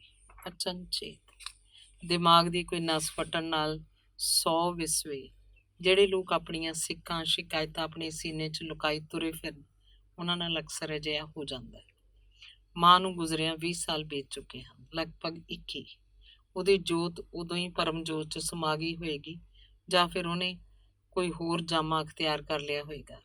ਉਹਦੇ ਗੁੱਟ 'ਚ ਹੁਣ ਕਦਾਚਿਤ ਦਰਦ ਨਹੀਂ ਹੁੰਦਾ ਹੋਣਾ। ਫਿਰ ਉਸੇ ਭਾਂਤ ਦਾ ਦਰਦ ਮੇਰੇ ਗੁੱਟ 'ਚ ਕਿਉਂ ਟਿਕ ਗਿਆ? ਤੁਸੀਂ ਯਕੀਨ ਜਾਣੋ, ਇਹ ਮੇਰਾ ਵਹਿਮ ਨਹੀਂ। ਡਾਕਟਰ ਆਪ ਭੁਲੇਖਾ ਖਾ ਗਿਆ। ਮੈਂ ਭਲਾ ਸਿਰ ਫਿਰਿਆ ਪਾਗਲ ਕਿ ਵਹਿਮ ਨੂੰ ਯਥਾਰਥ ਮੰਨ ਲਵਾਂ? ਧੰਨਵਾਦ। ਅਗਲੀ ਕਹਾਣੀ ਹੈ ਰਿਸ਼ਤੇ ਨਵੇਂ ਪੁਰਾਣੇ। ਕਹਾਣੀਕਾਰ ਡਾਕਟਰ ਸੁਵਿੰਦਰ ਸਿੰਘ ਉੱਪਲ। ਹੋਵੇ ਨਾ ਹੋਵੇ ਇਹ ਆਪਣਾ ਤਾਲਬ ਇਲਮ ਜੋਗਿੰਦਰ ਹੀ ਨਾ ਹੋਵੇ। ਬੁੱਢੇ ਮਾਸਟਰ ਮੋਹਨ ਲਾਲ ਨੇ ਜਿਉਂ ਹੀ ਅਖਬਾਰ 'ਚ ਇੱਕ ਸਰਦਾਰ ਦੀ ਛਪੀ ਤਸਵੀਰ ਵੇਖੀ ਤੇ ਨਾਂ ਪੜ੍ਹਿਆ ਤਾਂ ਉਸ ਮਨ ਹੀ ਮਨ 'ਚ ਆਖਿਆ, ਉਸ ਐਨਕ ਦੇ ਸ਼ੀਸ਼ਿਆਂ ਨੂੰ ਸਾਫ਼ ਕਰ ਬੁੱਢੀਆਂ ਅੱਖਾਂ ਨੂੰ ਅਖਬਾਰ ਦੇ ਨੇੜੇ ਕਰਕੇ ਇੱਕ ਵਾਰੀ ਫੇਰ ਤਸਵੀਰ ਨੂੰ ਗੌਰ ਨਾਲ ਦੇਖਿਆ। ਤਸਵੀਰ ਹੇਠਾਂ ਛਪਿਆ ਹੋਇਆ ਸੀ ਡਾਕਟਰ GS ਬਿੰਦਰਾ, ਜੋ ਨੈਸ਼ਨਲ ਕਾਲਜ ਕਰੋਲ ਬਾਗ ਨਵੀਂ ਦਿੱਲੀ ਦੇ ਪੰਜਾਬੀ ਵਿਭਾਗ ਦੇ ਮੁਖੀ ਹਨ। ਪੰਜਾਬੀ ਲਿਖਾਰੀ ਸਭਾ ਦੇ ਪ੍ਰਧਾਨ ਚੁਣੇ ਗਏ ਹਨ। ਆਪ ਪਿੱਛੋਂ ਪੱਛਮੀ ਪੰਜਾਬ ਦੇ ਜੰਮਪਲ ਹਨ ਤੇ ਯਤਨ ਕਰ ਰਹੇ ਹਨ ਕਿ ਭਾਰਤ ਤੇ ਪਾਕਿਸਤਾਨ 'ਚ ਸੱਭਿਆਚਾਰਕ ਮੇਲ ਜੋਲ ਵਧਾਇਆ ਜਾਏ। ਮਾਸਟਰ ਮੋਹਨ ਲਾਲ ਕਿੰਨਾ ਚਿਰ ਉਸ ਤਸਵੀਰ ਵਿੱਚੋਂ ਅੱਜ ਤੋਂ ਕੋਈ 35 ਸਾਲ ਪਹਿਲਾਂ ਦੇ ਨੈਣ ਨਕਸ਼ ਪਛਾਣਨ ਦਾ ਯਤਨ ਕਰਦਾ ਰਿਹਾ। ਜਦੋਂ ਇਹ ਵਿਅਕਤੀ ਧਮਾਲੀ ਪਿੰਡ ਵਿੱਚ ਉਹਦਾ 8ਵੀਂ ਦਾ ਵਿਦਿਆਰਥੀ ਹੁੰਦਾ ਸੀ, ਕੁਝ ਸੋਚਣ ਪਿੱਛੋਂ ਉਹਨੂੰ ਯਾਦ ਆਇਆ, ਉਹਦੇ ਪਿਤਾ ਦਾ ਨਾਂ ਸਰਦਾਰ ਸੋਹਣ ਸਿੰਘ ਬਿੰਦਰਾ ਸੀ। ਜ਼ਰੂਰ ਇਹ ਆਪਣਾ ਜੋਗਿੰਦਰ ਹੀ ਹੋਣਾ, ਮੇਰੀ ਆਤਮਾ ਧੋਖਾ ਨਹੀਂ ਖਾ ਸਕਦੀ। ਲਾਇਬ੍ਰੇਰੀ 'ਚ ਇੱਧਰ ਉੱਧਰ ਬੈਠੇ ਲੋਕਾਂ ਵੱਲ ਉਸ ਵੇਖਿਆ। ਸਭ ਅਖਬਾਰਾਂ ਰਸਾਲੇ ਪੜ੍ਹਨ 'ਚ ਮਗਨ ਸਨ। ਮਾਸਟਰ ਮੋਹਨ ਲਾਲ ਦਾ ਮਨ ਕੀਤਾ ਅਖਬਾਰ ਵਿੱਚੋਂ ਆਪਣੇ ਸ਼ਾਗਿਰਦ ਦੀ ਤਸਵੀਰ ਫਾੜ ਕੇ ਘਰ ਲੈ ਜਾਏ ਤੇ ਆਪਣੀ ਪਤਨੀ ਹਰਦਈ ਦੀਆਂ ਦੋ ਹੋਰ ਅੱਖਾਂ ਰਾਹੀਂ ਗਵਾਹੀ ਪਵਾਏ ਕਿ ਇਹ ਤਾਂ ਆਪਣਾ ਜੋਗਿੰਦਰ ਹੀ ਹੈ। ਪਰ ਉਹਦੇ ਅੰਦਰ ਵਸਦੇ ਮਾਸਟਰ ਨੇ ਉਹਨੂੰ ਇੰਜ ਕਰਨ ਦੀ ਇਜਾਜ਼ਤ ਨਾ ਦਿੱਤੀ। ਕੋਈ ਨਹੀਂ, ਬਾਜ਼ਾਰੋਂ ਅਖਬਾਰ ਹੀ ਖਰੀਦ ਲਵਾਂਗਾ। ਬੀੜੀਆਂ ਉੱਤੇ ਕੀਤੇ ਜਾਣ ਵਾਲੇ ਆਪਣੇ ਖਰਚੇ ਵਿੱਚੋਂ 30 ਪੈਸੇ ਔਖੇ ਸੌਖੇ ਕੱਢ ਹੀ ਲਵਾਂਗਾ।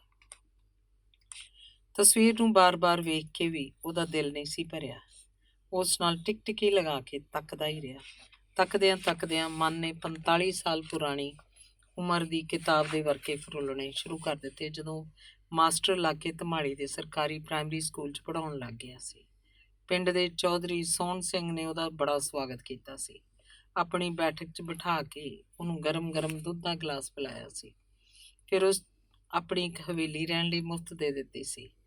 ਮੈਂ ਵੀ ਜਿੰਨੀ ਵਾਹ ਲੱਗਦੀ ਸੀ ਉਹਦਾ ਕੀਤਾ ਅਹਿਸਾਨ ਲਾਉਣ ਦੀ ਕੋਸ਼ਿਸ਼ ਕੀਤੀ ਸੀ। ਹਰ ਰਾਤ ਮੈਂ ਜੋਗਿੰਦਰ ਨੂੰ ਆਪਣੇ ਘਰ 3-4 ਘੰਟੇ ਮੁਫਤ ਪੜ੍ਹਾਉਂਦਾ ਸੀ। ਮੈਂ ਜੋਗਿੰਦਰ ਨੂੰ ਆਪਣਾ ਪੁੱਤਰ ਸਮਝ ਕੇ ਬੜੀ ਲਗਨ ਤੇ ਮਿਹਨਤ ਨਾਲ ਪੜ੍ਹਾਇਆ ਸੀ। ਡਿਸਟ੍ਰਿਕਟ ਬੋਰਡ ਦੇ ਪ੍ਰਾਇਮਰੀ ਇਮਤਿਹਾਨ ਵਿੱਚ ਇਹ ਅੱਵਲ ਆਇਆ ਸੀ। ਪਿੰਡ 'ਚ ਕਿੰਨੀਆਂ ਖੁਸ਼ੀਆਂ ਮਨਾਈਆਂ ਗਈਆਂ ਸੀ। ਚੌਧਰੀ ਨੇ ਮੈਨੂੰ ਤੇ ਹਰਦਈ ਨੂੰ ਤਰੈਗੜ ਕੱਪੜੇ ਲੈ ਦਿੱਤੇ ਸਨ। ਹਰ ਰੋਜ਼ ਚੌਧਰੀ ਦੇ ਘਰੋਂ ਸਾਡੇ ਲਈ ਦੁੱਧ ਲੱਸੀ ਮੱਖਣ ਆਉਂਦਾ ਹੁੰਦਾ ਸੀ।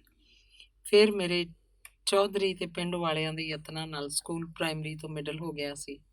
4 ਸਾਲ ਦੀ ਮੇਰੀ ਮਿਹਨਤ ਪਿੱਛੇ ਬੋਰਡ ਦੇ ਮਿਡਲ ਇਮਤਿਹਾਨ ਵਿੱਚ ਵੀ ਅੱਵਲ ਆਇਆ ਸੀ।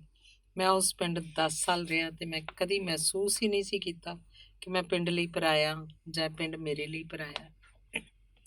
ਮਾਸਟਰ ਮੋਹਨ ਲਾਲ ਅੱਜ ਕੱਲ੍ਹ ਸਦਰ ਬਾਜ਼ਾਰ ਦੇ ਇਲਾਕੇ 'ਚ ਇੱਕ ਕਮਰੀ ਖੜੁੱਤੀ 'ਚ ਰਹਿੰਦਾ ਹੈ ਜੋ ਪਹਿਲਾਂ ਅਲਾਟ ਹੋਈ ਸੀ ਤੇ ਪਿੱਛੋਂ ਕਲੇਮਾਂ 'ਚ ਪੱਕੀ ਮਿਲ ਗਈ ਸੀ।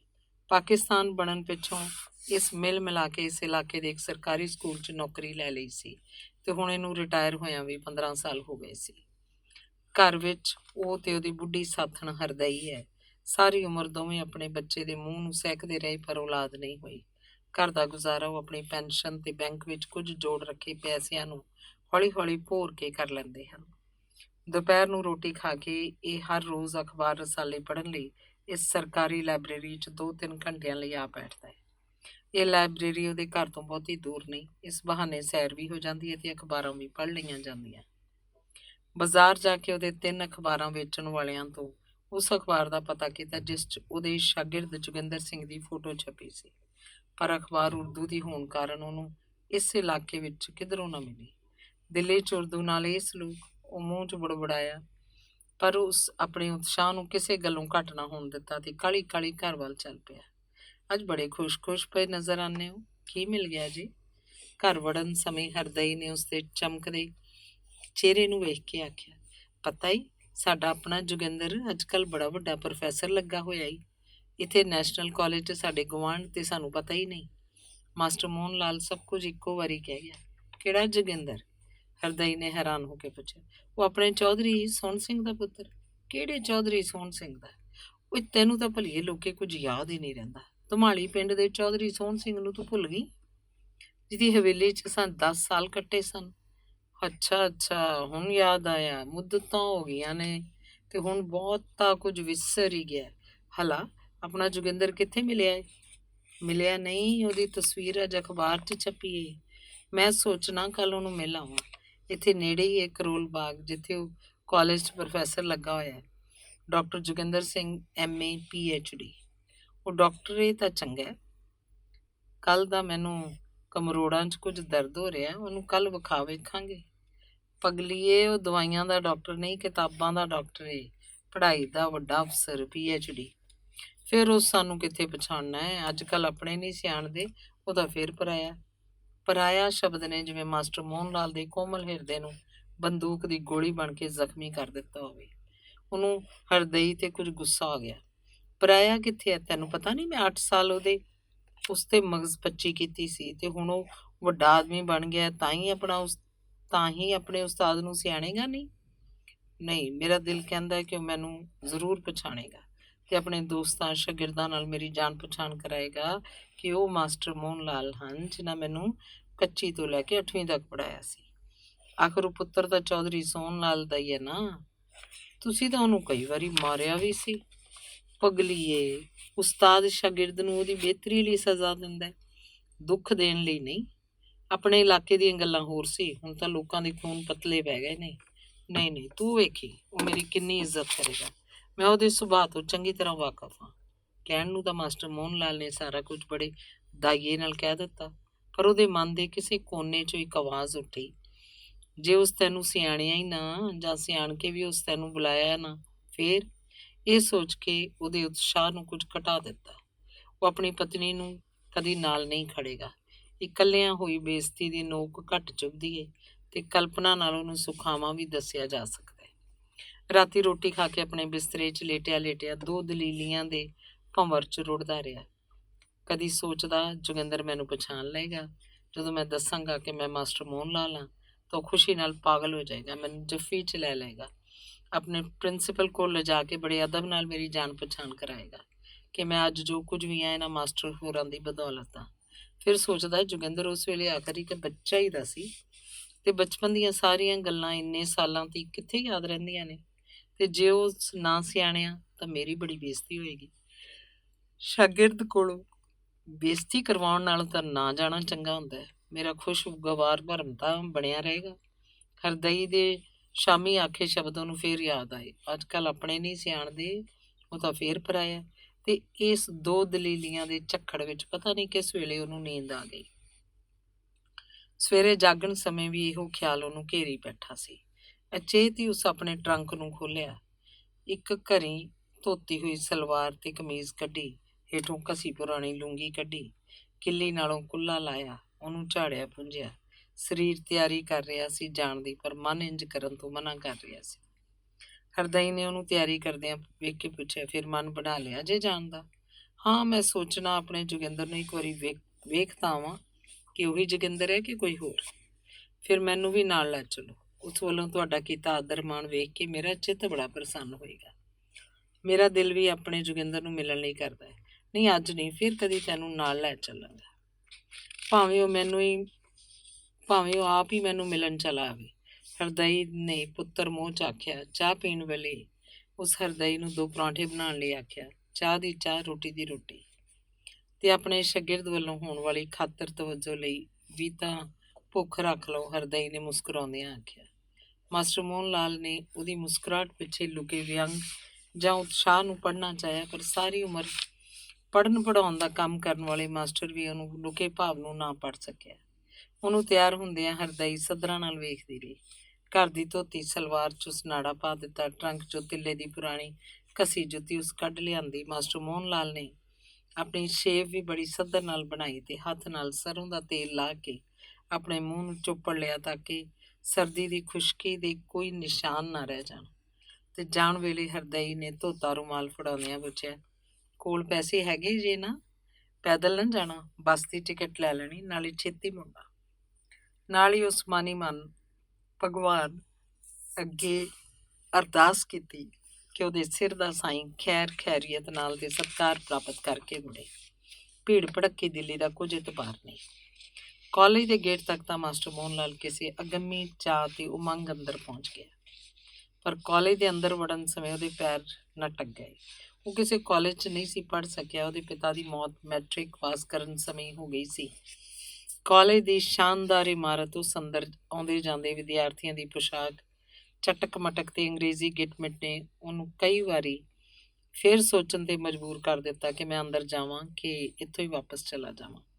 1 ਮਿੰਟ ਸੜਕੋਂ ਪਾਰ ਖਲੋ ਕੇ ਉਸ ਕਾਲਜ ਦੀ ਕਸੁੰਭੜੇ ਰੰਗੀ ਬਹੁ ਮੰਜ਼ਲੀ ਇਮਾਰਤ ਦਾ ਫਿਰ ਜਾਇਜ਼ਾ ਲਿਆ। ਗੇਟ ਵਾਲੀਆਂ ਦੋਵੇਂ ਦੀਵਾਰਾਂ ਇਸ਼ਤਿਹਾਰਾਂ ਨਾਲ ਅੱਟੀਆਂ ਪਈਆਂ ਸਨ। ਉਸ ਇਹ ਚੋਣਾਂ ਦੇ ਇਸ਼ਤਿਹਾਰ ਸਮਝੇ। ਨੇੜੇ ਆ ਕੇ ਉਸ ਕੁਝ इश्तिहार पढ़े तो हैरान रह गया। हमारी मांगे पूरी करो, कॉलेज ने के प्रिंसिपल और उसके चमचों को निकाल दो, फीसों में कमी करो, कॉलेज के इम्तिहान नहीं लिए जाएंगे, यूनिवर्सिटी में फॉर्म भेजते समय कम हाजिरी के छात्रों को डिटेन नहीं किया जाएगा। उस एक विद्यार्थी को पूछा कि ये इश्तिहार क्यों लगाए हैं ते बाहर पुलिस क्यों खलोती है। बाबा इस कॉलेज च कल तीक स्ट्राइक सी, ਅੱਜ 7 ਦਿਨਾਂ ਬਾਅਦ ਕਾਲਜ ਖੁੱਲ੍ਹਿਆ ਤੇ ਪੁਲਿਸ ਝਗੜੇ ਨੂੰ ਰੋਕਣ ਲਈ ਖੜੀ ਹੈ। ਮਾਸਟਰ ਮੋਹਨ ਲਾਲ ਜਦੋਂ ਕਾਲਜ ਦੇ ਗੇਟ ਅੰਦਰ ਵੜਨ ਲੱਗਾ ਤਾਂ ਪੁਲਿਸ ਵਾਲਿਆਂ ਉਹਨੂੰ ਜਾਂਚ ਦੀ ਨਜ਼ਰ ਨਾਲ ਵੇਖਿਆ, ਕਿਉਂਕਿ ਸਰਕਾਰ ਕੋਲ ਰਿਪੋਰਟ ਪਹੁੰਚ ਚੁੱਕੀ ਸੀ ਕਿ ਕੁਝ ਰਾਜਨੀਤਿਕ ਪਾਰਟੀਆਂ ਦੇ ਗੈਰ ਵਿਦਿਆਰਥੀ ਵਰਕਰਾਂ ਨੇ ਇਹ ਸਾਰੀ ਅੱਗ ਬਾਲੀ ਹੈ। ਉਹਦੀ ਵਡੇਰੀ ਉਮਰ ਨੂੰ ਵੇਖ ਕੇ ਪੁਲਿਸੀਆਂ ਕੁਝ ਨਾ ਗੌਲਿਆ, ਪਰ ਮਾਸਟਰ ਮੋਹਨ ਲਾਲ ਘਬਰਾਹਟ ਅਧੀਨ ਹੀ ਕਾਲਜ ਅੰਦਰ ਵੜਿਆ। ਸਟਾਫ ਰੂਮ ਕੋਲ ਜਾ ਕੇ ਉਸੇ ਇੱਕ ਐਸੇ ਆਦਮੀ ਕੋਲੋਂ ਪੁੱਛਿਆ ਜੋ ਨੀਲੀ ਗਰਮ ਵਰਦੀ 'ਚ ਉਸ ਤੋਂ ਚੰਗੇਰੇ ਤੇ ਮਹਿੰਗੇਰੇ ਕੱਪੜੇ ਪਾਈ ਸਟੂਲ ਤੇ ਬੈਠਾ ਸੀ, ਕਿਉਂ ਭਾਈ ਸਾਹਿਬ ਇੱਥੇ ਕੋਈ ਜੋਗਿੰਦਰ ਸਿੰਘ ਨਾਂ ਵਾਲੇ ਪ੍ਰੋਫੈਸਰ ਪੜ੍ਹਾਉਂਦੇ ਹਨ? ਕਿਹੜੇ ਵਿਭਾਗ 'ਚ ਹਨ? ਚਪੜਾਸੀ ਨੇ ਸਵਾਲ ਦਾ ਉੱਤਰ ਸਵਾਲ 'ਚ ਦਿੱਤਾ, ਪੰਜਾਬੀ ਵਿਭਾਗ। 1 ਮਿੰਟ ਸੋਚਣ ਪਿੱਛੋਂ ਸਾਕਿਆ, ਇੱਕ JS ਬਿੰਦਰਾ ਸਾਹਿਬ ਤੇ ਹਨ, ਪਰ ਪਤਾ ਨਹੀਂ ਉਹਨਾਂ ਦਾ ਨਾਂ ਜੋਗਿੰਦਰ ਸਿੰਘ ਹੈ ਕਿ ਨਹੀਂ। ਹਾਂ ਉਹ ਹੀ, ਕਿੱਥੇ ਮਿਲਣਗੇ? ਉਸ ਵਰਾਂਡੇ ਤੋਂ ਬਾਹਰ ਹੋ ਕੇ ਸਕੂਟਰ ਸਟੈਂਡ ਵੱਲ ਵੇਖ ਕੇ ਆਖਿਆ, ਉਹਨਾਂ ਦੀ ਗੱਡੀ ਤਾਂ ਖੜੀ ਹੈ, ਆਏ ਤਾਂ ਹਨ, ਪਰ ਅੰਦਰ ਸਟਾਫ ਰੂਮ 'ਚ ਨਹੀਂ। ਕਿਹੜੀ ਗੱਡੀ ਹੈ ਉਹਨਾਂ ਦੀ? ਉਹ ਕਰੀਮ ਰੰਗ ਵਾਲੀ 4078। ਤੇ master Mohan Lal scooter stand ਵੱਲ ਤੁਰ ਪਿਆ। ਗੱਡੀਆਂ ਦੇ ਉਸ ਨੰਬਰ ਪੜ੍ਹੇ। ਇੱਕ ਫੀਐਟ ਕਾਰ ਦਾ ਨੰਬਰ 4078 ਸੀ ਤੇ ਪੁਰਾਣੀ, ਪਰ ਉਹਦੀ ਦਿੱਖ ਨਵੀਆਂ ਵਰਗੀ ਸੀ। ਮੇਰਾ ਜੋਗਿੰਦਰ ਗੱਡੀ 'ਚ ਚੜ੍ਹ ਕੇ ਕਾਲਜ ਆਉਂਦਾ ਹੈ, ਕਿਉਂ ਨਹੀਂ? ਆਖਰ ਤਾਂ ਉਹ ਪਿੰਡ ਦੇ ਚੌਧਰੀ ਦਾ ਪੁੱਤਰ ਹੈ। ਗੱਡੀ ਨੂੰ ਹੱਥ ਦੇ ਉਸ ਨਿੱਘ ਮਹਿਸੂਸ ਕੀਤਾ ਜਿਵੇਂ ਉਹ ਆਪਣੇ ਜੋਗਿੰਦਰ ਨੂੰ ਮਿਲ ਰਿਹਾ ਹੋਵੇ। ਇੰਜ ਜਿੱਥੇ ਉਹਦੇ ਅੰਦਰ ਆਪਣੇ ਸ਼ਾਗਿਰਦ ਲਈ ਮਾਣ ਵਧਿਆ, ਉੱਥੇ ਉਹਦਾ ਉਤਸ਼ਾਹ ਘਟ ਗਿਆ। ਪਤਾ ਨਹੀਂ ਇਸ ਗੱਡੀ ਦਾ ਅਮੀਰ ਮਾਲਕ ਮੇਰੇ ਵਰਗੇ ਗਰੀਬ ਪੈਦਲੂ ਨੂੰ ਪਛਾਣੇਗਾ ਕਿ ਨਹੀਂ। ਉਸੇ ਇੱਕ ਵਾਰ ਫੇਰ ਘਰ ਦੇ ਧੋਤੇ ਆਪਣੇ ਕੱਪੜਿਆਂ ਨੂੰ ਦੇਖਿਆ। ਕੋਈ ਨਹੀਂ, ਜੇ ਹੋਣਾ ਹੈ ਹੋ ਜਾਏ, ਇੱਕ ਵਾਰੀ ਤਾਂ ਮਿਲ ਕੇ ਹੀ ਆਵਾਂਗਾ।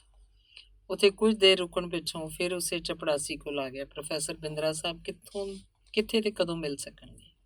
ਚਪੜਾਸੀ ਨੇ ਇੱਕ ਵਾਰੀ ਉਸ ਵੱਲ ਬੜੇ ਗੌਰ ਨਾਲ ਦੇਖਿਆ ਤੇ ਫਿਰ ਉਹਨੂੰ ਸਟਾਫ ਰੂਮ ਅੰਦਰ ਬੈਠਣ ਲਈ ਇਸ਼ਾਰਾ ਕਰਦਿਆਂ ਉਸ ਆਖਿਆ, ਸ਼ਾਇਦ ਇਸ ਵੇਲੇ ਉਹਨਾਂ ਦਾ ਪੀਰੀਅਡ ਹੋਣਾ ਹੈ, ਰਿਸੈਸ ਦੀ ਘੰਟੀ ਹੋਣ ਵਾਲੀ ਹੈ, ਉਹ ਸਟਾਫ ਰੂਮ 'ਚ ਹੀ ਆਉਣਗੇ। Master Mohan Lal staff room 'ਚ ਪਈ ਇੱਕ ਖਾਲੀ ਕੁਰਸੀ ਤੇ ਜਾ ਬੈਠਾ। ਚਾਰੇ ਪਾਸੇ ਕੁਝ ਸੂਟਡ ਬੂਟਡ ਨੌਜਵਾਨ ਪ੍ਰੋਫੈਸਰਾਂ ਨੂੰ ਵੇਖ ਕੇ ਉਹਨੂੰ ਕੁਝ ਉਪਰਾਮਤਾ ਭਾਸੀ। ਕਈਆਂ ਨੇ ਤਾਂ ਉਸ ਕਾਰਟੂਨ ਵੱਲ ਇਸ਼ਾਰਾ ਕਰਕੇ ਮੁਸਕਣੀ ਨਾਲ ਇਸ ਤਰ੍ਹਾਂ ਵੇਖਿਆ ਜਿਵੇਂ ਕਹਿ ਰਹੇ ਹੋਣ, ਇਹ ਫੈਂਸੀ ਡਰੈਸ 'ਚ ਕਿਹੜਾ ਵਿਅਕਤੀ ਇੱਧਰ ਆ ਗਿਆ। ਕੁਝ ਚਿਰ ਉਪਰਾਮਤਾ ਦੇ ਹੁੱਸੜ 'ਚ ਬੈਠਣ ਪਿੱਛੋਂ ਮਾਸਟਰ ਮੋਹਨ ਲਾਲ ਬਾਹਰ ਆ ਗਿਆ। ਬਾਹਰ ਲੌਨ 'ਚ ਕੁਝ ਕੁਰਸੀਆਂ ਖਾਲੀ ਪਈਆਂ ਸੀ ਤੇ ਇਹ ਚਪੜਾਸੀ ਅੱਗੇ ਸਰਦੀ ਦਾ ਬਹਾਨਾ ਕਰਕੇ ਬਾਹਰ ਧੁੱਪ 'ਚ ਕੁਰਸੀ ਤੇ ਜਾ ਬੈਠਾ ਤੇ ਉਹਨੂੰ ਤਾਕੀਦ ਕਰ ਗਿਆ ਕਿ ਬਿੰਦਰਾ ਸਾਹਿਬ ਦੇ ਆਉਣ ਤੇ ਉਹ ਮੈਨੂੰ ਮਿਲਾ ਦੇਣ ਦੀ ਕਿਰਪਾ ਕਰੇ। ਧੁੱਪ ਦੀ ਨਿੱਘ ਤੇ ਚੁੱਪ ਫੁੱਲਾਂ ਦੀ ਮਹਿਕਵੀਂ ਸੰਗਤ ਨੇ ਉਹਨੂੰ ਨੀਵੇਂ ਪੈਣ ਦਾ ਅਹਿਸਾਸ ਤੋਂ ਮੁਕਤ ਕੀਤਾ। ਉਹਦਾ ਮਨ ਸੋਚਣ ਲੱਗਾ, ਕਾਲਜ 'ਚ ਪੜ੍ਹਨ ਲਈ ਤਾਂ ਨਹੀਂ ਜਾ ਸਕਿਆ, ਪਰ ਕਿਸੇ ਸ਼ਾਗਿਰਦ ਪ੍ਰੋਫੈਸਰ ਨੂੰ ਮਿਲਣ ਲਈ ਤਾਂ ਅੰਦਰ ਆ ਹੀ ਗਿਆ। ਫਿਰ ਉਹਨੂੰ ਉਹ ਚੁਟਕਲਾ ਯਾਦ ਆਇਆ, ਕਿਸੇ ਸਧਾਰਨ ਕਵੀ ਨੂੰ ਉਹਦੇ ਵੱਡੇ ਕਵੀ ਮੰਨਣ ਤੋਂ ਇਨਕਾਰੀ ਸਨ। ਉਸ ਬੜਾ ਜ਼ੋਰ ਲਾ ਕੇ ਕਵਿਤਾਵਾਂ ਲਿਖੀਆਂ, ਪਰ ਉਹਨੂੰ ਉਹਨਾਂ ਤੋਂ ਦਾਦ ਨਾ ਮਿਲ ਸਕੀ। ਇੱਕ ਦਿਨ ਆਪਣੇ ਨਵ ਜੰਮੀ ਬੱਚੀ ਦਾ ਉਸ ਨਾਂ ਕਵਿਤਾ ਰੱਖ ਦਿੱਤਾ ਤੇ ਸਾਥੀ ਕਵੀਆਂ ਦੇ ਮਿਲਣ ਤੇ ਉਸ ਆਖਿਆ, ਮਿੱਤਰੋ, ਤੁਸੀਂ ਮੈਨੂੰ ਭਾਵੇਂ ਕਵੀ ਮੰਨੋ ਜਾਂ ਨਾ, ਪਰ ਇਸ ਗੱਲ ਤੋਂ ਤੁਸੀਂ ਇਨਕਾਰ ਨਹੀਂ ਕਰ ਸਕਦੇ ਕਿ ਮੈਂ ਕਵਿਤਾ ਦਾ ਪਿਓ ਹਾਂ। ਉਧਰ ਪ੍ਰੋਫੈਸਰ ਬਿੰਦਰਾ ਹੜਤਾਲ ਪਿੱਛੋਂ ਲਈ ਪਹਿਲੀ ਕਲਾਸ ਦੇ ਵਿਦਿਆਰਥੀਆਂ ਨੂੰ ਸਮਝਾ ਰਿਹਾ ਸੀ, ਰਿਸ਼ਤੇ ਮੁੱਦਤ ਨਾਲ ਨਹੀਂ, ਸ਼ਿੱਦਤ ਨਾਲ ਨਵੇਂ ਪੁਰਾਣੇ ਹੁੰਦੇ ਹਨ। ਤੁਸੀਂ ਕਿਸੇ ਦੇ ਸਾਲਾਂ ਨਾ ਮਿਲਣ ਤੇ ਵੀ ਨਜ਼ਦੀਕ ਹੁੰਦੇ ਹੋ ਤੇ ਕਿਸੇ ਨੂੰ ਰੋਜ਼ ਮਿਲ ਕੇ ਵੀ ਦੂਰ ਰਹਿੰਦੇ। ਅੱਜ ਦੀ ਵਪਾਰਕ ਰੁਚੀ ਨੇ ਉਸਤਾਦ ਤੇ ਸ਼ਾਗਿਰਦ ਵਿੱਚ ਇੱਕ ਪਾੜ ਪਾ ਦਿੱਤਾ ਹੈ, ਜਿਸ ਕਾਰਨ ਉਹ ਇੱਕ ਹੋ ਕੇ ਵੀ ਵੱਖ ਹਨ। ਸ਼ਾਗਿਰਦ ਸਮਝਦਾ ਹੈ ਮੈਂ ਫੀਸ ਦਿੰਦਾ ਤੇ ਉਹਦੇ ਬਦਲੇ ਵਿੱਦਿਆ ਖਰੀਦਦਾ। ਉਸਤਾਦ ਸਮਝਦਾ ਹੈ ਕਿ ਮੈਂ ਤਨਖਾਹ ਲੈ ਕੇ ਗਿਆਨ ਵੇਚਦਾ, ਲੈਕਚਰ ਦਿੱਤਾ ਤੇ ਜ਼ਿੰਮੇਵਾਰੀ ਖਤਮ। ਪਰ ਸਾਡੇ ਜ਼ਮਾਨੇ ਵਿੱਚ ਉਸਤਾਦ ਤੇ ਸ਼ਾਗਿਰਦ ਵਿੱਚ ਇੱਕ ਸਤਿਕਾਰ ਦਾ, ਗੁਰੂ ਤੇ ਸ਼ਿਸ਼ ਦਾ ਪਾਕ ਪਵਿੱਤਰ ਸਦੀਵੀ ਰਿਸ਼ਤਾ ਹੁੰਦਾ ਸੀ, ਜਿਹਨੂੰ ਸਮੇਂ ਦੀ ਧੂੜ ਨਾ ਮੈਲਾ ਕਰ ਸਕਦੀ ਹੈ, ਨਾ ਪੈਸੇ ਦੀ ਚਮਕ। ਸੱਚੇ ਦਿਲੋਂ ਕਾਲਜ ਪੜ੍ਹਾਈ ਕਰਨ ਆਏ ਵਿਦਿਆਰਥੀਆਂ ਨੇ ਸ਼ੁਕਰ ਕੀਤਾ ਕਿ 7 ਦਿਨਾਂ ਪਿੱਛੋਂ ਅੱਜ ਕਾਲਜ ਖੁੱਲ੍ਹਿਆ, ਪਰ ਅਜਿਹੇ ਪੜ੍ਹਾਕੂ ਮੁੰਡੇ ਕੁੜੀਆਂ ਗਿਣਤੀ 'ਚ ਬਹੁਤ ਜ਼ਿਆਦਾ ਹੋਣ ਦੇ ਬਾਵਜੂਦ ਨੇਤਾ ਵਿਦਿਆਰਥੀਆਂ ਤੋਂ ਹਮੇਸ਼ਾ ਜਰਕਦੇ ਹਨ। ਉਹਦੇ ਰੰਗ ਨੂੰ ਫਿੱਕਾ। ਘੰਟੀ ਵੱਜੀ ਤਾਂ ਉਹ ਸਾਰੇ ਵਿਦਿਆਰਥੀ ਜਿਨ੍ਹਾਂ ਅੰਦਰ ਹੜਤਾਲ ਦੇ ਜੋਸ਼ ਕਾਰਨ ਉਸਤਾਦਾਂ ਲਈ ਆਪਣੱਤ ਦੇ ਰਿਸ਼ਤੇ ਦੀ ਭਾਵਨਾ ਬਹੁਤ ਪੇਤਲੀ ਪੈ ਗਈ ਸੀ, ਇੰਜ ਨੱਸੇ ਜਿਵੇਂ ਗੇਟ ਖੁੱਲ੍ਹਾ ਵੇਖ ਕੇ ਕੈਦੀ ਨੱਸਦੇ ਹਨ। ਕੁਝ ਵਿਦਿਆਰਥੀ ਹੁਣੇ ਸੁਣੇ ਉਪਦੇਸ਼ਾਂ ਦਾ ਮਿਕ ਲੈਕਚਰ ਤੇ ਤਬਸਰਾ ਕਰ ਰਹੇ ਸਨ। Heer Aulakh report bores for nothing, ਇੱਕ ਅੰਗਰੇਜ਼ ਬਾਜ਼ ਬੋਲਿਆ।